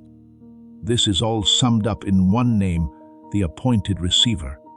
This name changes your history from tragedy to strategy. You are not some random person who wants to be blessed. You have been appointed as a receiver and have been carefully chosen, prepared, and placed. The meeting did not happen this week either. It was created before you were born. The window that will open tomorrow was planned at the same time that your soul was given a body. The part of the law that will go through it was signed by you. Your name was written in the book of life at the same time. The only thing that has been uncertain throughout this whole process is how the recipient will be when the message is delivered. That variable is no longer uncertain. First, let me tell you what happens when a receiver is fully online. This is not just theory for me. I have seen it happen. I saw it happen right in front of me. The most surprising thing is how fast things change. The first change is that people's views change. Not dramatically, but slightly. Things you've been walking past start to stand out to you. Chances that were always there, but couldn't be seen. Connections that were always there, but not known about. There are patterns in your life that make sense now, even though they didn't make sense before. It's as if someone changed the size of your life. That picture, that scene, and those events are still the same, but now you can see the details. And the little things make a big difference. Response speed is the second thing that takes place.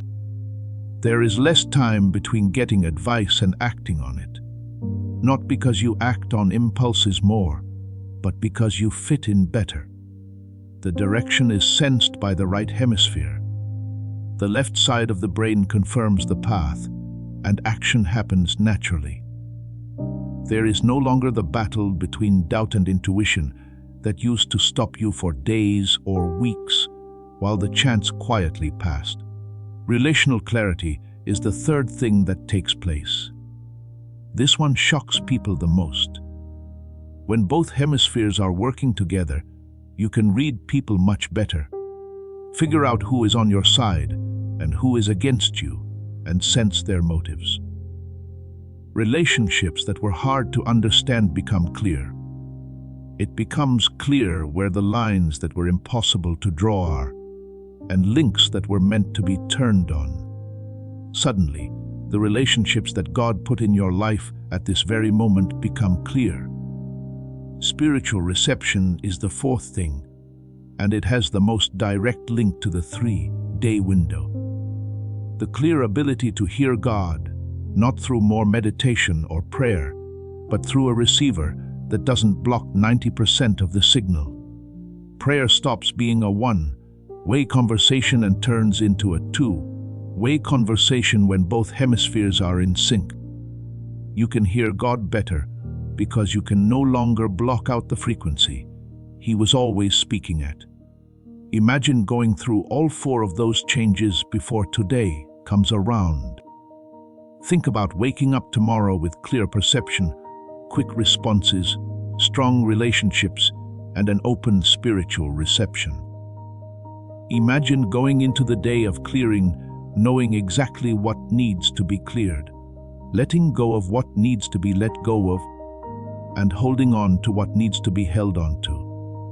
Imagine going into the day of receiving with such a clear mind that every drop of what God pours out lands exactly where it was meant to. Picture yourself on the day of declaration with both hemispheres firing, both sides of your mind working together, and your voice carrying the frequency of a whole person, a full instrument, or a restored Selim of the living God. That's not just a dream. That's what 18,000 people who used the 8-minute targeted auditory sequence that Dr. Barron and his teammate said. They're not all spiritual. They don't all speak the same language as me. The mechanism does not need spiritual language to work, though. You need to think about it and give it 8 minutes. Now I want to make something more than just the mechanism, even though the mechanism is real and important. The main point of this message, though, isn't about a tool. It's about the truth. And this is the truth. You were made for more than what you are going through now. Not just a little more, but exponentially more. The most powerful version of yourself, the one whose 2 halves work together in sync, the one whose settings were set to their original state before the world dimmed them. This version is not a theoretical idea. It is a biological fact that has been hidden, and the suppression has effects on the spirit. Because the less powerful the instrument, the less music it can play. People who were meant to be moved by the music never get to hear the whole symphony when it is sped up. That group is your family. That group is your community. This audience is made up of people who will come after you. And they've been listening to a less powerful version of the song you were supposed to play. Not because you chose to play softly, but because the instrument was only 30% on. and background noise makes up 30% of a symphony.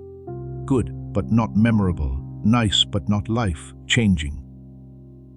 These 3 days are when the volume goes back up, the instrument comes back online, and the noise in the background turns back into a symphony. The symphony does more than just change how you feel. The room looks different. Everyone in it changes. It changes the course of every life that is linked to yours. You lie there for a moment, not thinking or feeling anything, but the weight you had been carrying for years being gone. Sense the empty space where the fog used to be, now clean and open like a window after a storm. The first thing that comes to mind is not to worry. It's not a list of things to do. That is not a run through of all the things that could go wrong. The first thing that comes to mind is a soft, slow question. What do I need to do today? And the answer doesn't come as a thought. It's clear, specific, and undeniable. When you were a child, before the world taught you to doubt everything your spirit told you, you knew. How you know something without needing proof, because it itself is proof. As you lay there, you can feel it solidly settling into your chest like a warm stone. You understand that this is how morning should smell and feel. This is the way life should have felt, not the grinding or the grueling survival you had become used to. Feeling at ease, seeing things clearly, and having a link between the most important parts of who you are and how you think. When you wake up in the morning, people don't react the same way they used to. The way your kids see you has changed. The way your partner talks to you is different. Yes, because you said you were going to change, but also because you are giving off something that wasn't there 6 months ago. Being whole. People who don't need to be told anything. They're the kind that can change the mood of a room before anyone speaks. That's the version of you that the 3-day window is meant to bring out. That's what's waiting on the other side of the Kairos rupture. This is not a theory or a hope.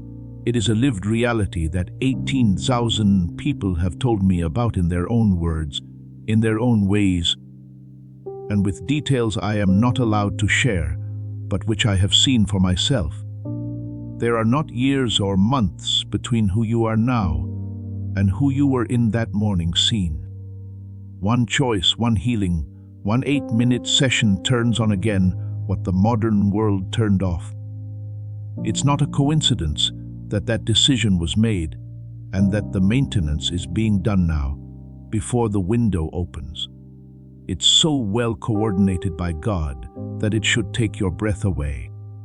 I can't say for sure what day everything changes. I'm not a prophet. I've never said I was. If someone tells you the exact day your life will change, they are only telling you what they want to hear. The pattern is something I can tell you. It seems that when the receiver goes fully online, the things that were waiting for full reception start to come in. On the schedule that was written ahead of time, changed in real time, and sent precisely to the person who is awake enough to receive it. Not on my schedule, not on a 30-day guarantee. You are that person. I know what the pattern is because I've seen it so many times. In addition, you have all the signs of someone who is about to make the biggest change of their adult life. Not because of what I said, but because of what God did before you played this message. Now, I want to get to something that this message has been building up to since the start. Also, this is the part that no machine, tool, or science can give you or activate. There is only one part of the relationship between you and the person who chose you. The idea of divine choice has a lot of depth that most people never look into. When they hear the phrase, chosen one, they think of a group, a label, or a category for a certain kind of person. But in the Bible, Choosing doesn't mean a lot of things in the original language. It's a surgery. It's very clear. Of course, being that close should make you feel uncomfortable, since being that close means you can't hide. God didn't pick a type. God chose you with all of your wounds, gifts, mistakes, and moments of grace that came out of the blue. You are unique in that you are both broken and beautiful, which makes you indispensable to what He is weaving together. Not interchangeable and can't be replaced. You are the only one who can do it. There is no backup plan or second option ready to go. What was meant to flow through you doesn't flow through someone else if you don't walk through this window. It doesn't move. Always.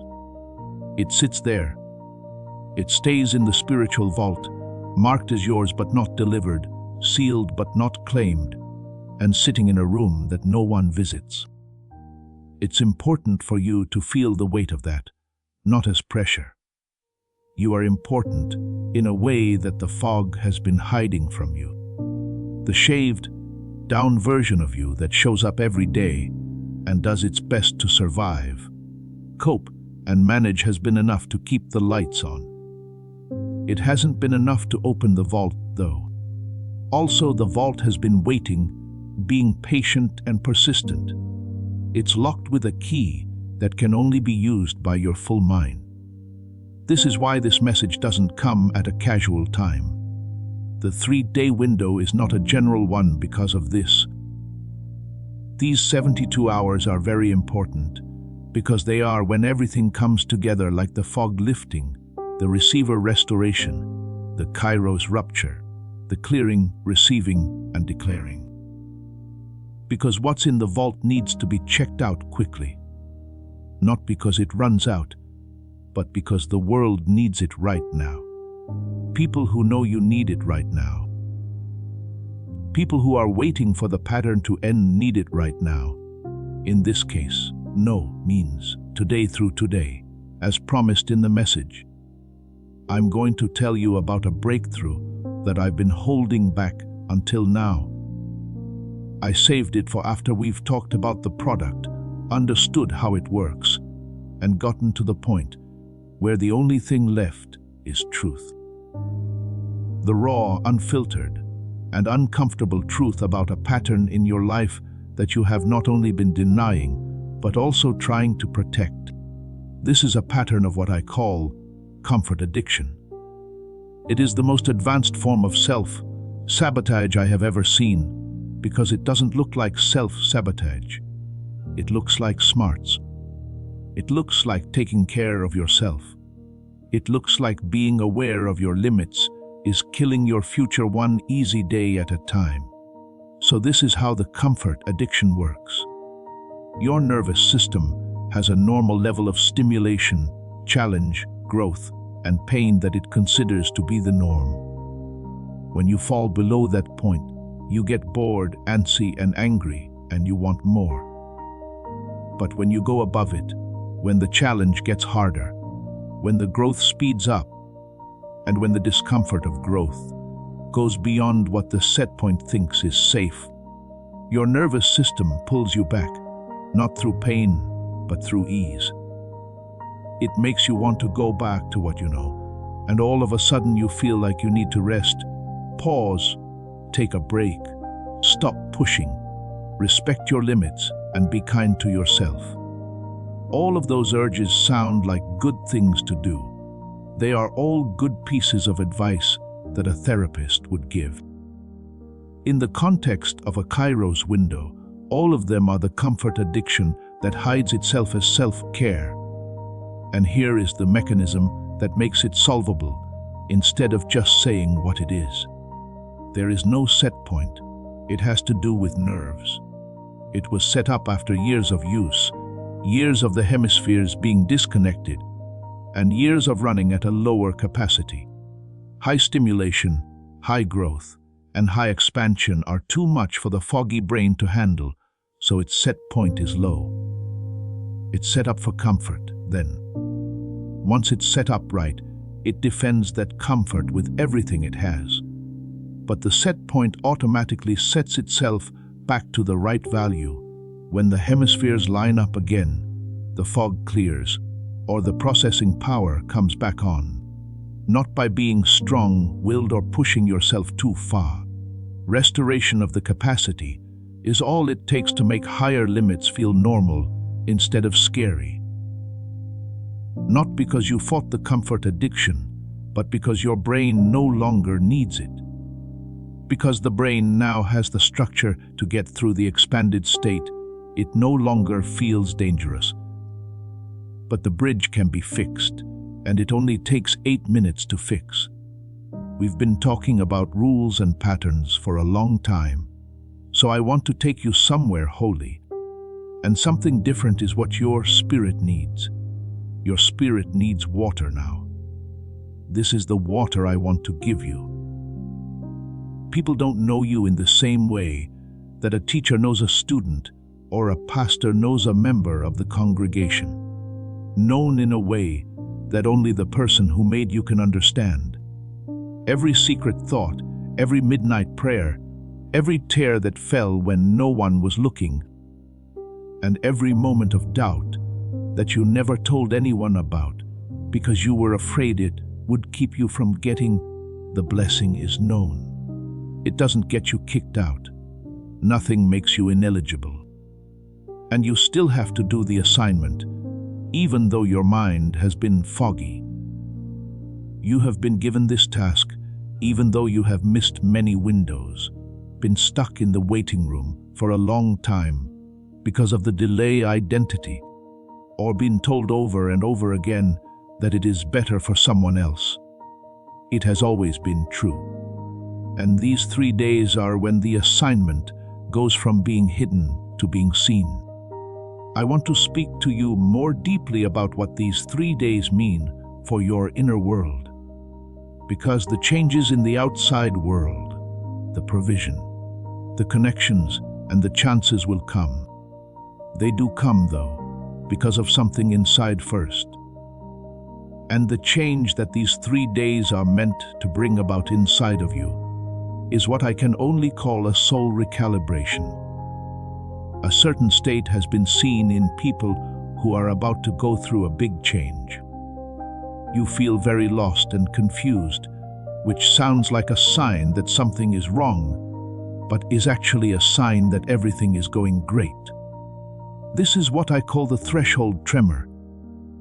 When the old version of you starts to die and the new version hasn't fully formed yet, you feel the threshold tremor. It's like being in the middle of 2 worlds.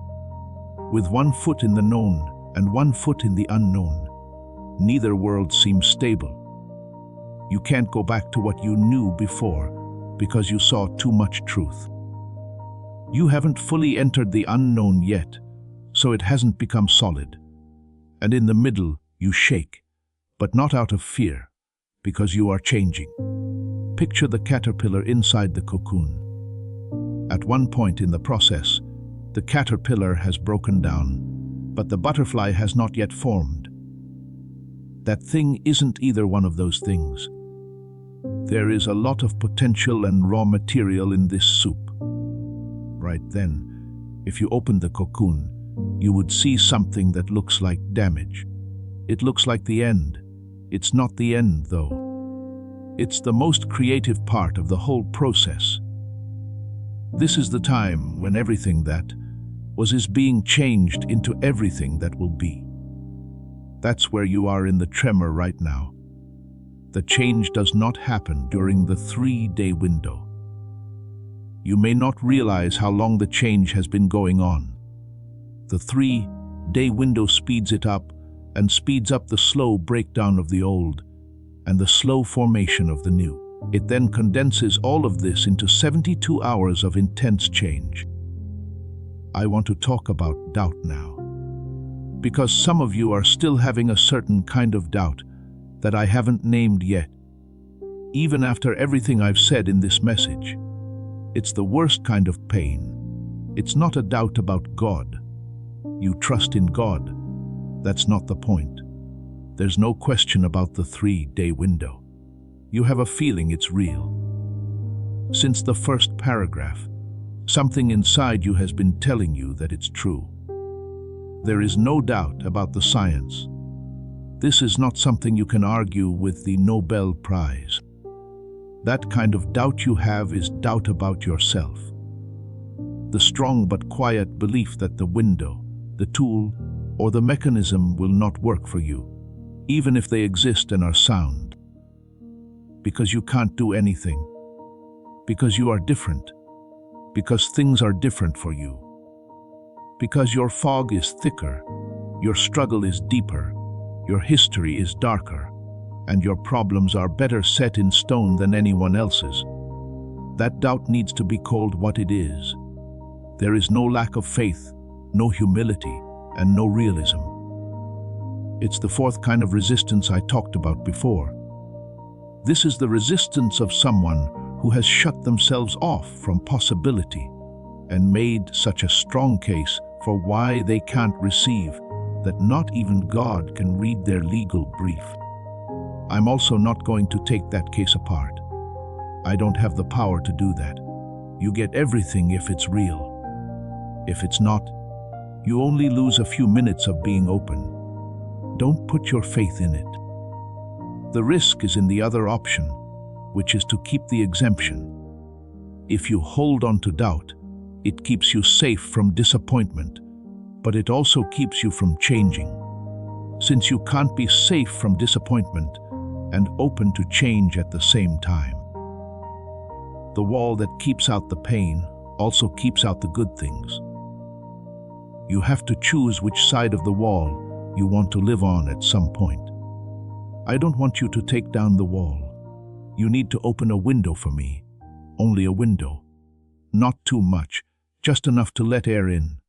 Just enough to feel the wind. It's just enough to see if the air on the other side is different from the one you've been breathing for years. Tomorrow, the Kairos rupture will start. Tonight, the wall window can be opened. There is no right or wrong answer. The assignment does not change no matter what you decide. Your name is still on the vault whether you open the window today, in 6 months, or in 5 years. You still need to sign the provision to make it official. The call is still going through. Nothing goes away. But timing is important. Right now, this week, these 3 days, your life is more in sync with heaven's plans than it has been since you took your first breath.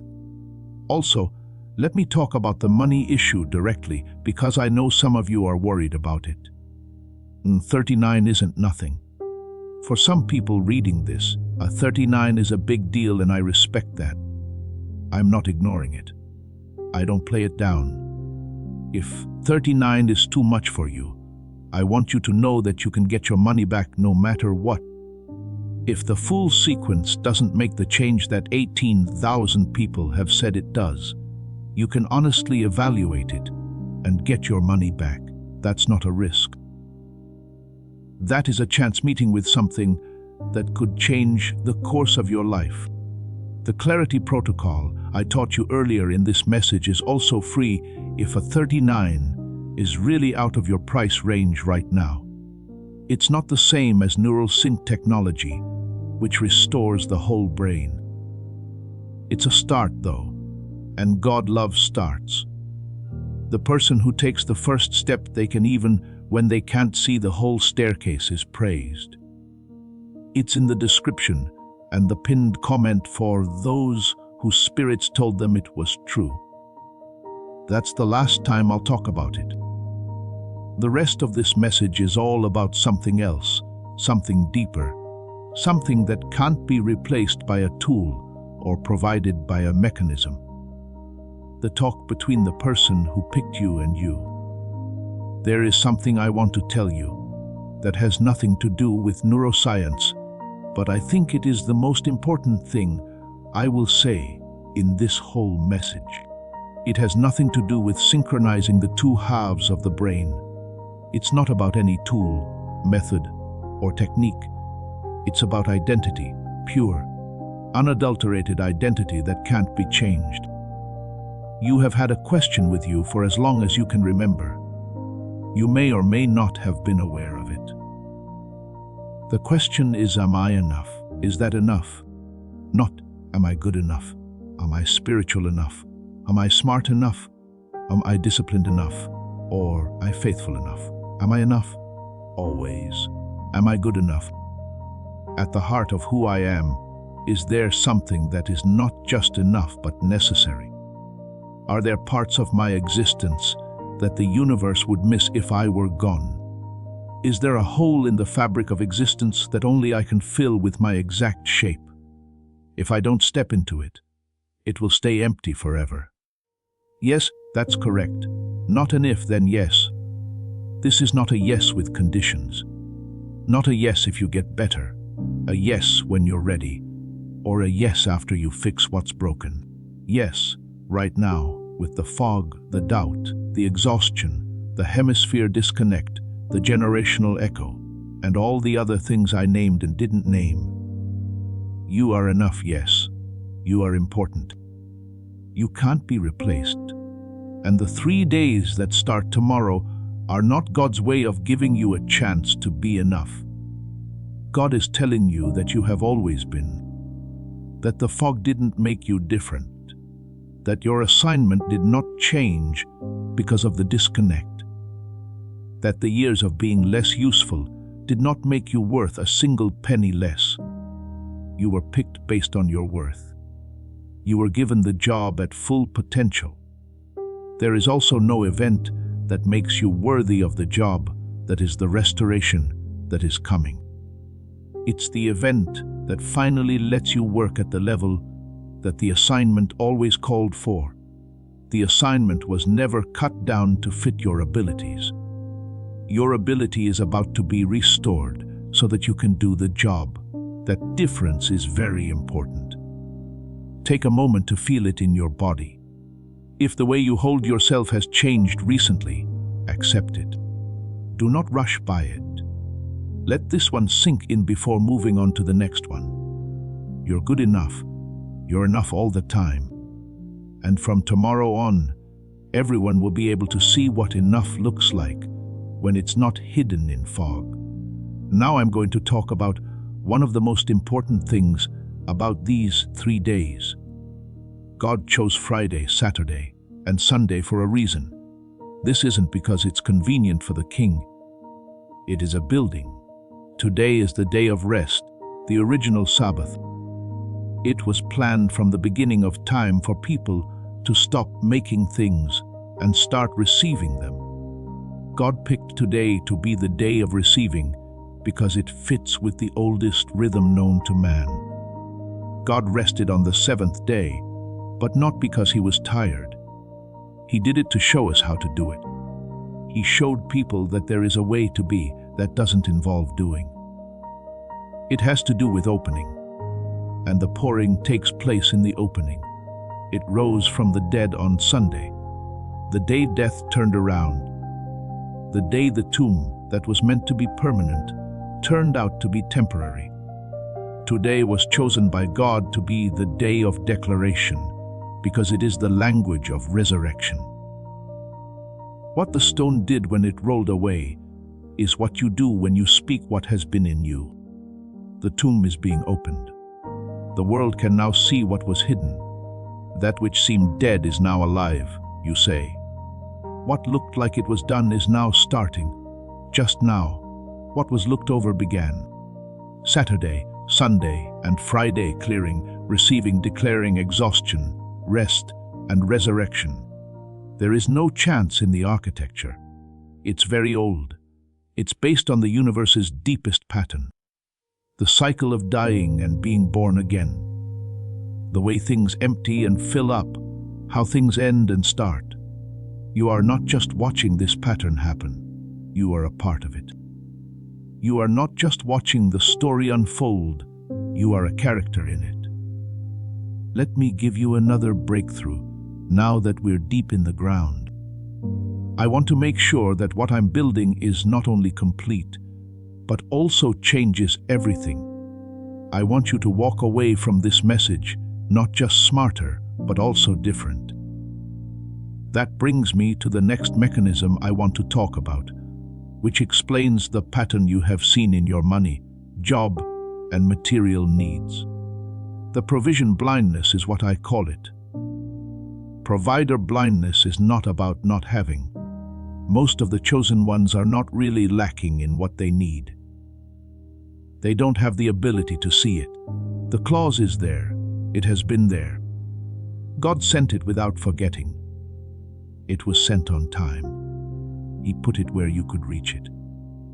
You didn't walk by it because you weren't paying attention. You did it because it was foggy. Because the receiver was only 30% effective at recognizing opportunities when they came up, the pattern recognition, intuitive sensing, and logical evaluation that worked together to make that possible were only 30% effective. Take a look at this. Just think about how many times in the past year someone has mentioned an opportunity, a connection, or a resource, and you heard it but didn't take note of it. How many emails have you gotten with important information that could have changed your path, but you just quickly skimmed them and moved on? What number of people did God send your way to carry something for you? They had a referral, a partnership, or some information for you. But you didn't pay attention because your mind was cloudy. It was there in the provision. There is always a way out. God doesn't hold back from the one He has chosen. In this case, the receiver with less capacity creates a perceptual filter that blocks out anything that doesn't fit the current pattern. And the pattern right now is struggle. That's why the foggy brain filters for trouble. It knows what's in the way. It sees the wait times. It sees doors that are closed, but not ones that are open, because open doors don't fit the pattern it has been trained to see. Bring back the calibration. If you turn on the whole brain again, all of a sudden you can see the open doors. The option that was always close at hand stops being hidden and becomes clear. This week, the conversation you would have skipped over last week is what makes the difference. You would have only skimmed the email, but now it's the bridge.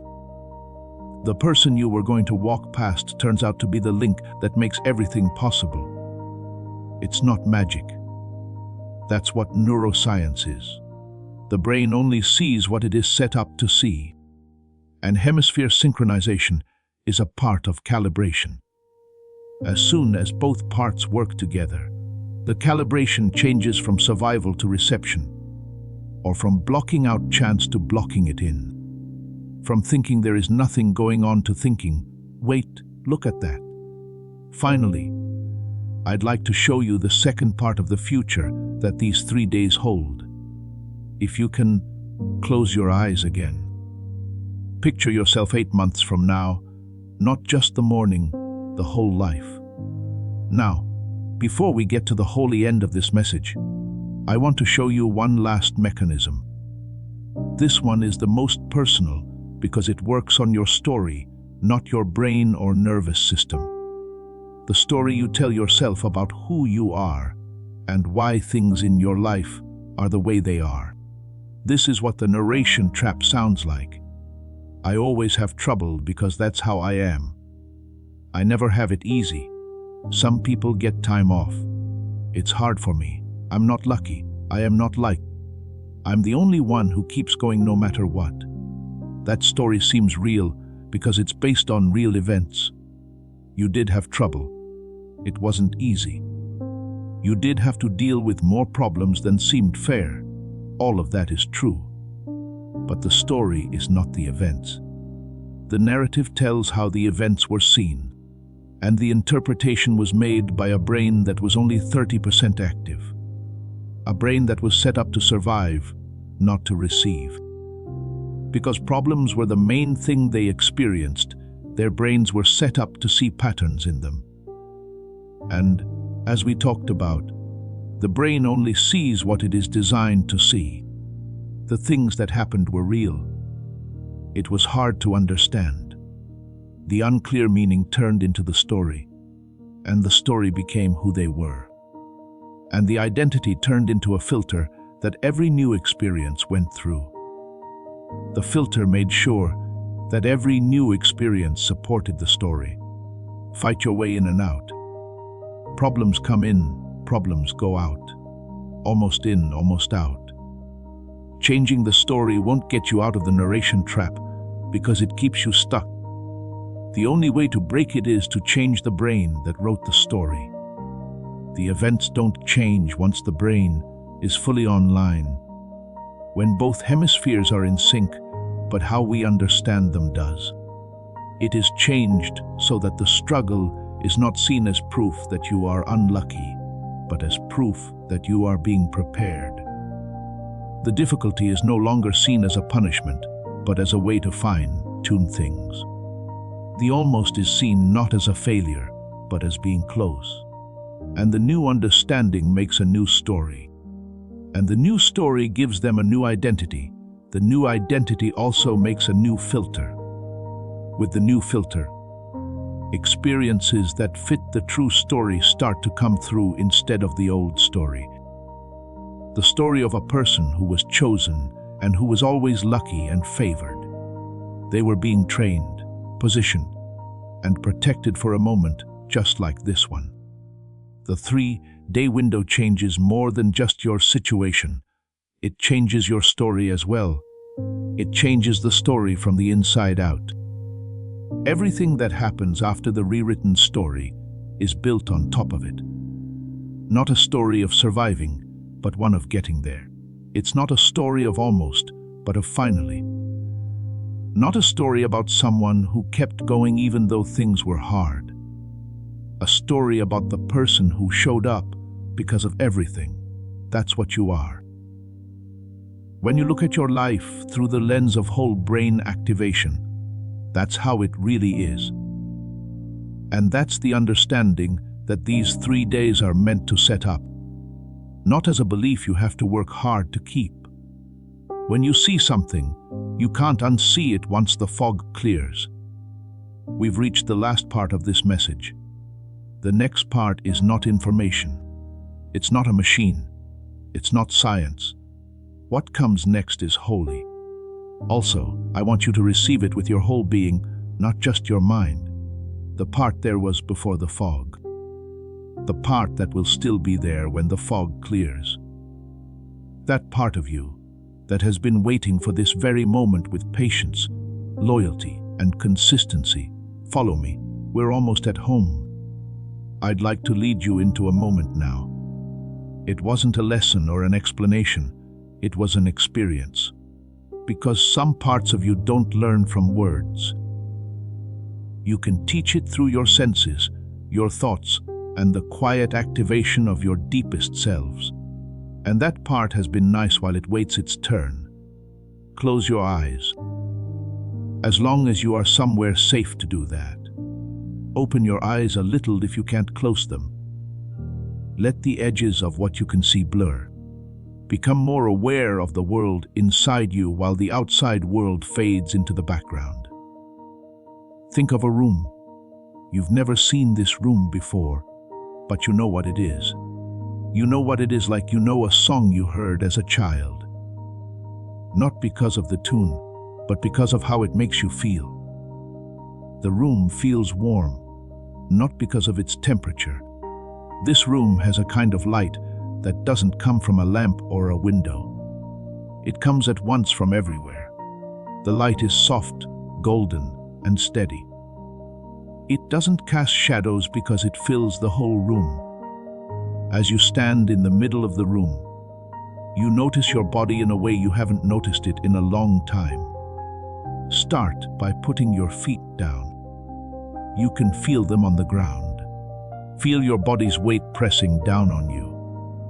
Feel how the ground is pushing you back. That pressure, that holding together between your body and the earth, is a spiritual truth that shows up in the physical world. You are not held down by the ground, but by something older than the ground that was holding you the moment the ground was not there. Pay attention to your ankles, calves, and knees as you move your attention up. Feel the stress that's in all of these places. Not the stress of the present moment, but the stress that has built up over years. The weight of every step you took while carrying something that wasn't yours, and the residue of every day you showed up half full but pretended to be full. Do not try to let go of it yet. Feel it. Just pay attention to it. Accept that it's there, that it has been there for a long time, and that you forgot that it wasn't part of your original plan because you're so used to carrying it. The next disappointment, and it's been going on for so long that the muscles have changed to fit the expectation. They can't let go. Not because they're broken, but because they need to be told to do something.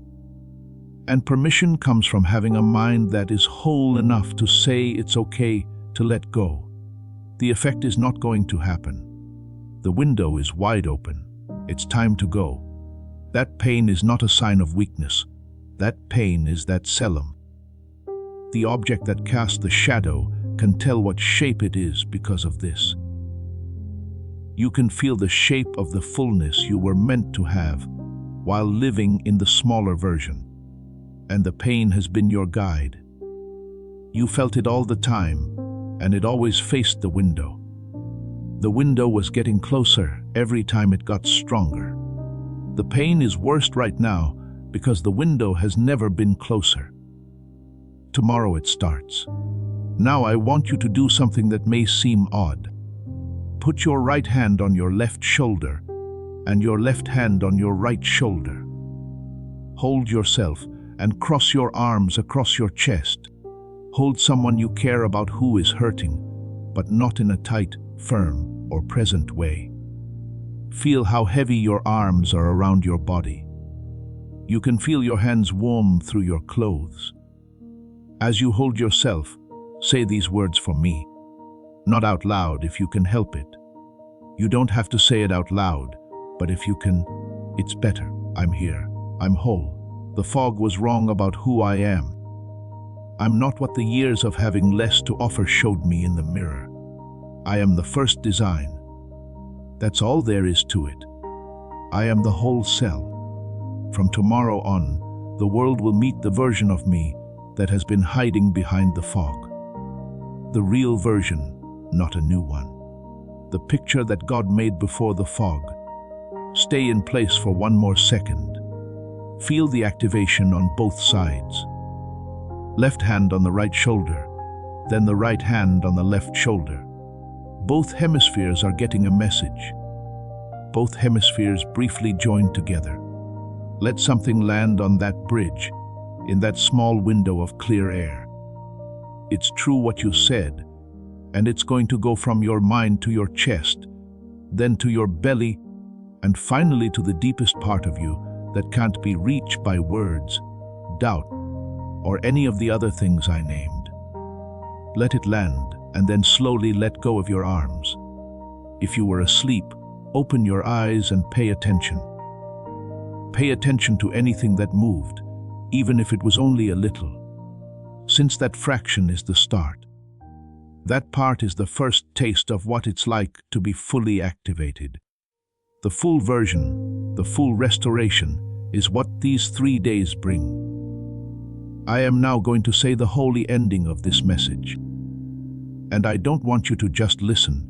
I want you to take part, because what I'm about to say is not information. It is a statement. What has been opened in the physical realm is sealed in the spiritual realm, and your agreement, being there, and paying attention are all parts of the process. I get it. It's clear to God. The 3-day window that starts tomorrow is not a reward either. Reward is for doing a good job. This is being recognized. I saw every day as God's voice. I kept track of each step. Every bit of faith you put into a promise that hadn't come true yet was worth it. I can tell you that. Not a single thing was hidden. Every second of it was building up the strength you need for what I'm about to pour. You didn't go through that for nothing. You put up with this. People trust you not because you are perfect, but because you keep going even when things get hard. And sticking with something in the kingdom of God is the only way to get into rooms that talent, intelligence, or connections can't. You kept going until you got to this point where the door opens. Now let me take you deeper into the clearing, because the guided moment you just had was the entrance. The room behind the door is the next thing. You've been carrying around a weight that doesn't belong to you. I'm not using a figure of speech. Someone put a certain weight on your shoulders at a certain time in your life, and you've been carrying it for so long that you've mistaken it for your own spine. You believe it is a part of your structure. You believe that taking it off would make you fall down. But it's not a building, it's loaded. It's also very different between the frame that supports you and the weight that pulls you down. You are called to the frame. The frame is what you need. The frame is the building blocks that God gave you. Before the fog, before the hemisphere disconnect, before the world piled its hopes and disappointments on top of you, there was an unbreakable core. Because the frame is you, it can't be taken off. Everything else is the weight. The weight is what someone who wanted to feel bigger thought. You should be smaller. That weight is the standard of someone who never reached the goal they set for you. The weight is the result of a system that failed to support you, but instead built itself on top of you.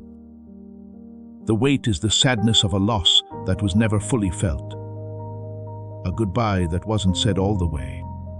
If you closed that door all the way, it would feel like the things that happened behind it were over. Name it in your head, not out loud. Name it, make it clear. After that, I want you to do something that your foggy brain would never let you do. I want you to put it down, not throw it away, reject it, or act like it didn't matter. As you would drop off a suitcase at the end of a long trip, you should acknowledge how hard it was to carry it and be grateful for your strength. You should also be aware that the journey that you had to carry it is over. The next journey needs hands that are empty, because what God is about to give you in the next 3 days can't be taken by hands that are full. Put it down. Feel how light it is. Feel the room. Feel how your chest is less tight where the weight used to be. And know that what just happened, this letting go, this setting down, this choice to come to the window with empty hands instead of full arms is real. This is the open space. This is the first day, which started early. This is God saying, I'm not going to wait until midnight. I'm going to start now because you were ready, and that's the only clock I use. The fear that comes up when the weight is taken off is the next thing I want to talk about. Because putting down a heavy load you've been carrying for years makes you feel dizzy as well as lighter. After putting weight on the body for a long time, the body doesn't straighten when the weight is taken away. It falls over. It makes up for too much. It goes back to get the weight because that was its starting point. The load was used to set the center of gravity. Right now is the most vulnerable time, the time when you put down the old and pick up the new. The moment when you stand there with your hands empty and the fog says, you shouldn't have done that. You needed to hold on. You must have that weight. You are nothing without it. Nobody knows who they are if they don't struggle. Otherwise, you wouldn't have a story. You don't have any depth without pain. You can hear the lie for what it is and reject it at that very moment if the hemispheres are linked. The bridge is open, and your whole mind is used for processing. You can feel the dizziness and know that it's not collapse but rather recalibration. But if the hemispheres aren't connected, the bridge isn't up, and there's a lot of fog. The dizziness turns into fear, the emptiness into void, the silence into proof that you were wrong, and you reach back for the weight. You take it up again. It feels like someone putting on chains they know by feel when you put it on your shoulders. The window opens and closes while you carry something that you were supposed to leave on the ground. Not now, not during this time. Because before you go to sleep tonight, you can see something that those other windows didn't let you see. A way to fix the bridge before the full clearing starts. There is a way to make sure that when the vertigo hits, which it will, your brain is set up to see it as transformation rather than destruction. The 8-nut sequence, the targeted hearing restoration, is the tool that gives your faith the clear sound it needs to work at full capacity. There is a link in the description and in the comment that was pinned. The window will open tomorrow. You are about to enter your divine future. But remember, this breakthrough is not for you alone. Your testimony is the bridge someone else will use to reach their own miracle. Archangel Michael is inviting you to visit community through the link in the description or the pinned comment. Whether by buying a coffee, making a donation, or becoming a member of our community, does not go to a channel. Your actions are supporting a divine mission to save lost souls. By joining our like-minded community, you are no longer praying in isolation. You are adding your voice to a global sanctuary where we discuss the word daily and stand in the gap for one another. This is not poetry when Jesus says, "Give, and heaven will open over you." On this platform, every seed you plant turns into oil for your destiny, fire for your calling, and a hedge of safety for your family. Now is your time. Step into our community prayer wall, share your heart, and as you give, watch God multiply what you let go of. Let's finish this journey together. Visit our community now, join the family, and see your heavens open. Before I make my declarations, I want you to understand one more thing, which may be the most important thing I say in this whole message. The 3-day window isn't a test. I need you to know that God is not checking to see if you are ready. There is no final exam that will decide if you move on to the next season. It's not like an obstacle course where one wrong move sends you back to the start. It's a gift, a pure, unearned gift that can't be taken back. Before you did anything to deserve it, the deal was already set in stone. The window was set up before you did anything that made it worth it. The clearing was planned before you got there with anything to show. It is not your job to get a Kairos rupture. You type in one. And getting in isn't about how good you are. It's about being there enough. You should just show up with what you have. Even if you're tired, have doubts, and your brain is only working at 30%. Here I am. I brought everything I have. It's not much, but I'm here and God says that's enough. It was enough every time. You were enough all the time. Let me show you what I can do with enough. That's what the window's beauty is. It doesn't have to be perfect. It needs your presence.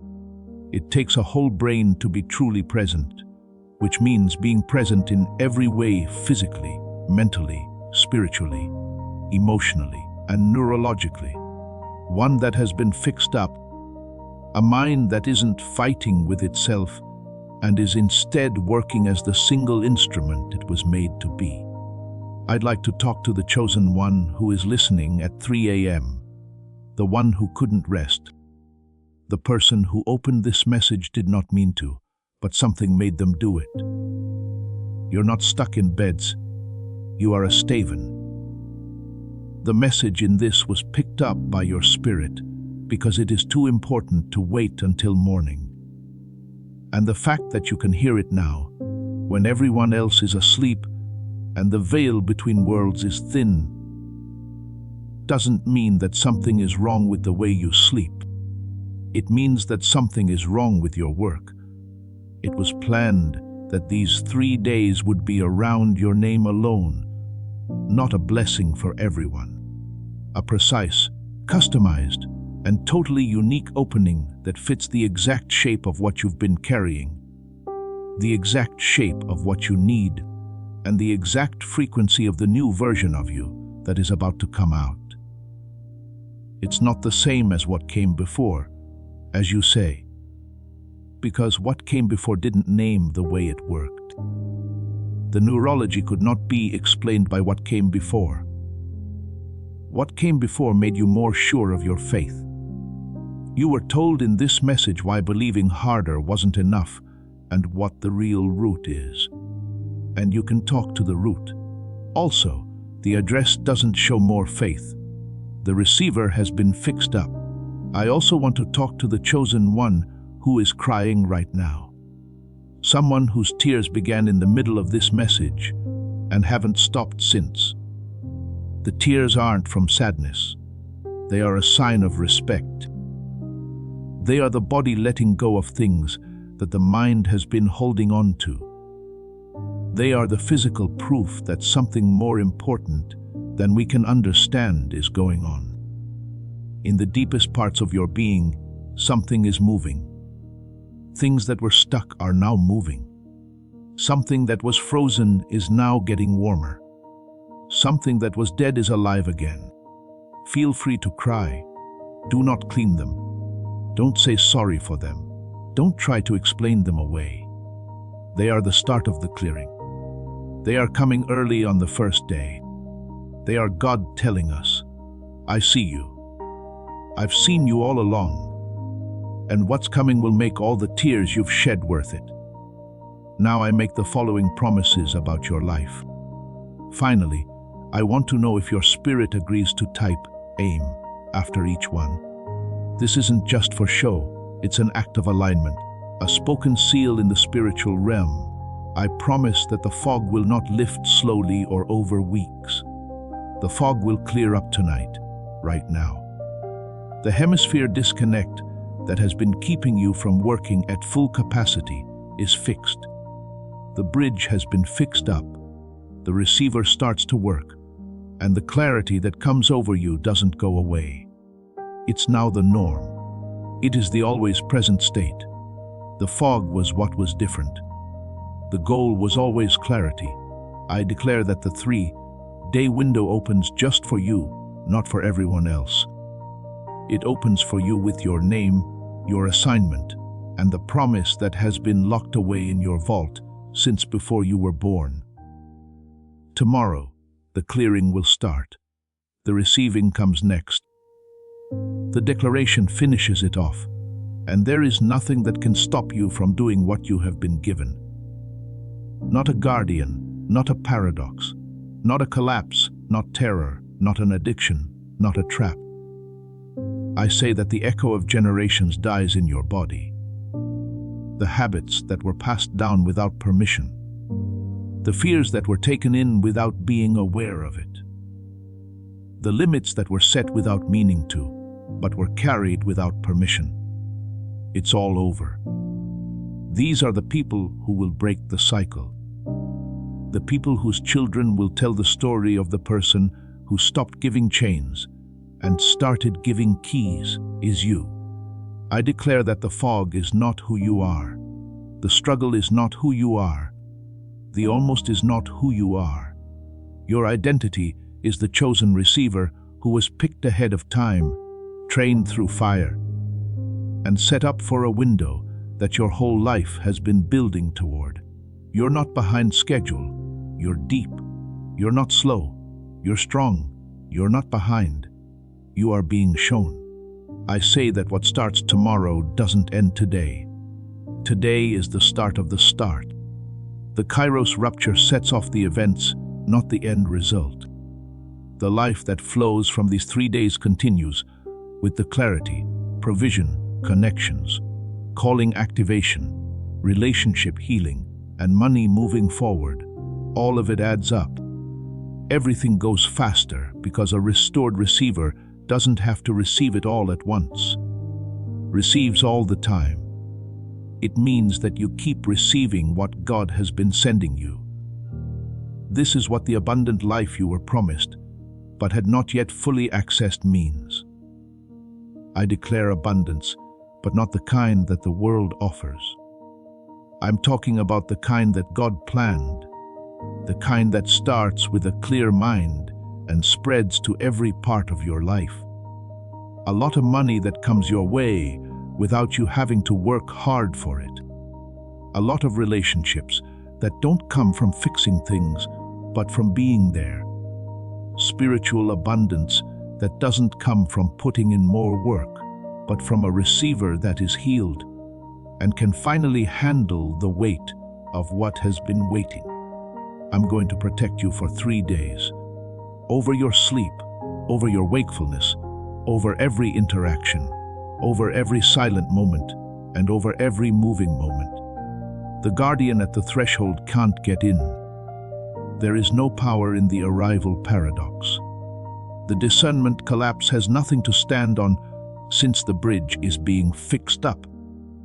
And a bridge that has been fixed up can carry the traffic of heaven without any problems, delays, or the bottleneck that has been blocking your blessings for years. I declare it to be sealed. I say it's done.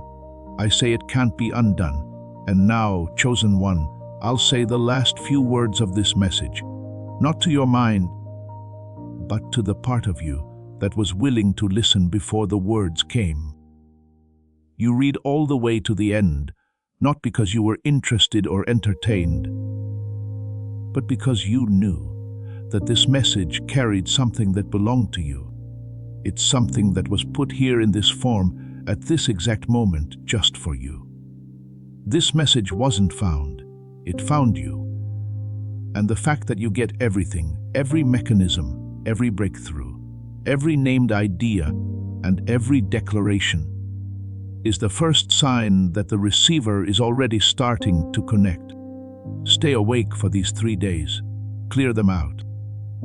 As you go through them, know that you were chosen ahead of time, that you have been ready for every season, and that you are now in the midst of the most important spiritual opening of your life.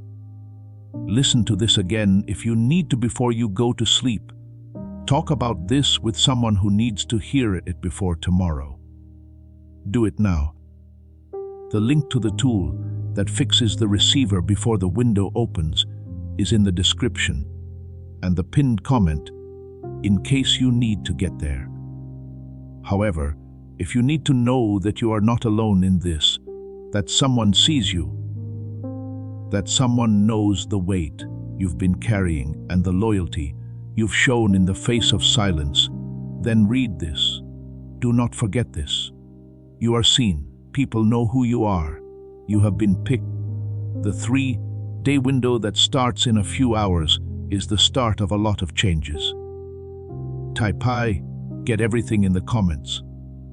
If your spirit agrees with what has been said, I swear that when you wake up tomorrow morning, the first thing you won't feel is weight. The space is the first thing you feel. The spot where the weight used to be, and there was warmth in that space. And know how in that warmth you feel ready in a way you haven't felt in years, maybe decades, maybe even ever, for the reason that you've never been this ready before. It called for the whole instrument. The whole instrument is also coming back online. I declare that the provision blindness is over for your money. That the chances that have been passing through your life, waiting for a clear receiver to see them show up, that the ideas that have been trying to get into your head but have been blocked by the fog are able to get through. That the connections God put in your path with something bearing your name will clearly, and at a time you can't deny, tell you about themselves. I declare over your relationships that the fog that exists between you and the people you love clears, that the defensiveness melts away, that the assumptions fall away, and that you can see the person in front of you again, not as a projection of your hurt brain, but as the real person they are. And that when things are clear, something gets better. Something that therapy couldn't help with. There was something that talk couldn't reach. Something that needs the kind of presence that can only come from using your whole brain. I swear over your health that the weight on your body won't stay there, but the aches that don't make sense are caused by trauma in the body that the mind wasn't able to process. And that when the mind is fully awake, the body lets go of what it has been holding on to. Not all at once, but gradually and clearly, like how water naturally and completely leaks out of a vessel that has been tilted. I declare over your call that the assignment starts, not just in theory, but in practice, and the next step becomes clear. This way to get from where you are to where you need to be is no longer a foggy maze, but a well-lit corridor. That you don't need to plan everything out before you move. Just look at the next step. And the next step is clear when the mind is whole. Over your children, I declare that they will know a different side of you. A version that is complete, clear, and present. A version that doesn't react when it's running low, but when it's full. One that shows what it looks like when the cycle stops. When the echo stops, the fog clears, and someone in the family line wakes up and stays awake. They won't have to carry the things you did. They won't have to fight the fight you fought, because this is the end of it. In this window, if your spirit has been confirming this message the whole time, if you've felt the changes, the recognition, the tears, and the opening in your chest, you could feel your hands getting warmer and your mind becoming more alert than it was before you started listening. I have one last thing to say to you. The word is not an idea. It isn't a machine. It is not a method. This is the word. You're loved, not because of what you do or how well you do it, not for how often you show up, how many battles you've won, or how high your standards have been. You're loved just the way you are, the core of who you are that can't be changed, negotiated, or fogged over. The part that was there before the hemispheres became separated. It's the part that will still be there after the restoration. The part that can't be changed or harmed by anything because it was whole from the start. Everything I've written in this message, every method, every breakthrough, every named idea, every tool, and every branch of science has one main goal. Make room for that love so you can receive it, because the love was never held back. Love was always there, no matter what. There was always a lot of love. And you've been standing in the rain with an umbrella, wondering why you're thirsty while your receiver is foggy, your hemispheres are broken, and your nervous system is worn out. Put the umbrella away. If it rains tomorrow without any clouds in the way, you'll get soaked for the first time in a long time. Take it easy tonight. Know that you are held as you go. Know that the window opens at dawn before you go. You can go knowing that everything is ready. There are no more openings. Your name is on everything. When you wake up the next day, do not reach for the wait today, the first day of the clearing. Try to get to the space, and there was warmth in that space. And know how in that warmth you feel ready in a way you haven't felt in years, maybe decades, maybe even ever. For the reason that you've never been this ready before. It called for the whole instrument. The whole instrument is also coming back online. I declare that the provision blindness is over for your money. That the chances that have been passing through your life, waiting for a clear receiver to see them show up. That the ideas that have been trying to get into your head but have been blocked by the fog are able to get through. Those connections that God put in your path. People carrying something with your name on it make their presence known in a way that you can't miss and at a time that you can't deny. I declare over your relationships that the fog that exists between you and the people you love clears, that the defensiveness melts away, that the assumptions fall away, and that you can see the person in front of you again, not as a projection of your hurt brain, but as the real person they are, and that when things are clear, something gets better.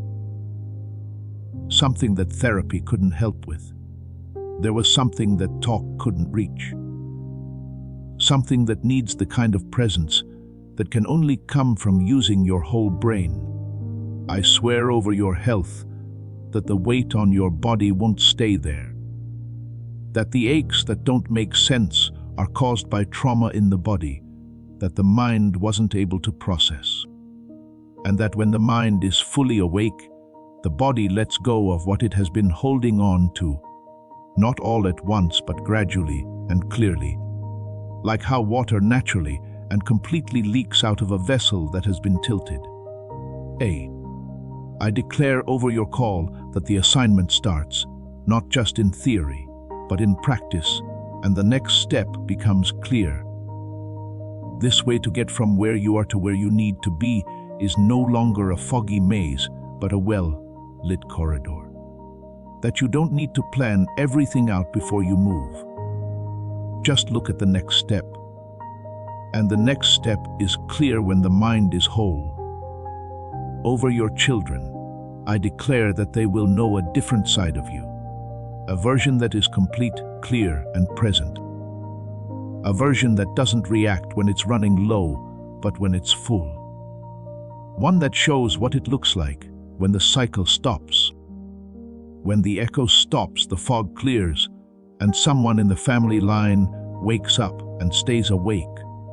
They won't have to carry the things you did. They won't have to fight the fight you fought, because this is the end of it. In this window, if your spirit has been confirming this message the whole time, if you felt the changes, the recognition, the tears, and the opening in your chest, I want you to hear one last word while your hands are warm and your mind is alert in a way that wasn't there when you started listening. The word is not an idea. It isn't a machine. It is not a method. This is the word. You're loved. Not because of what you do or how well you do it. Not for how often you show up, how many battles you've won, or how high your standards have been. You're loved just the way you are. The core of who you are that can't be changed, negotiated, or fogged over. The part that was there before the hemispheres became separated. It's the part that will still be there after the restoration. The part that can't be changed or harmed by anything because it was whole from the start. Everything I wrote in this message, every mechanism, every big step forward, every named idea, every tool, and every branch of science has one main goal. Make room for that love so you can receive it, because the love was never held back. Love was always there, no matter what. There was always a lot of love. And you've been standing in the rain with an umbrella, wondering why you're thirsty, while your receiver is foggy. Your hemispheres are broken, and your nervous system is worn out. Put the umbrella away. If it rains tomorrow without any clouds in the way, you'll get soaked for the first time in a long time. Take it easy tonight. Know that you are held as you go. Know that the window opens at dawn before you go. You can go knowing that everything is ready. There are no more openings. Your name is on everything. When you wake up the next day, do not reach for the wait today, the first day of the clearing. Try to get to the space. And remember that God is there, ready with a smile and all the things you've been praying for. Now is the time. These are the days. You are the one. Type "everything comes to me" in the comments. If your spirit agrees with what was said, gently press the like button so that this message gets to someone else who needs to hear it before the window opens. Someone whose 3-day task depends on getting this on time. The fact that you shared is not a favor to me. Making a button is an act of prayer for a stranger whose life is about to change because you cared. That's how it is. It's locked up. It's done. Hello, hello, hello. Hello, hello, hello. And hey, eat. Before we get to the end of this powerful story, let's reflect on this deep truth. You did not find this message by accident. This is a divine appointment meant specifically for you. You are being invited into a protected, faith-filled community at the link in the description and pinned comment, a place where divine abundance is not just a hope, but a promise built on the Word. By heading to the site right now, you are unlocking access to a sacred community of like-minded believers. When you join our membership tiers, you gain immediate entry to powerful content, daily devotions, and divine insights that are hidden from the world. This is your chance to enter a sanctuary where you will receive spiritual guidance, unwavering support on our prayer wall, and speedy progress toward your destiny. Do not let this moment of destiny pass you by. Your breakthrough is waiting. Join our inner circle through the exclusive link in the description. This is how you guarantee you never miss the personalized messages and spiritual warfare tools meant to elevate your life. If you feel called to deepen your connection, the link is waiting for you in both the pinned comment and the description. For those who want to amplify this work and carry the light home, you can find our guided ebooks and Bibles in the pinned comment. Whether you join as a member or sow a seed through our resources, your presence and energy change the world. Take the step. Your abundance awaits.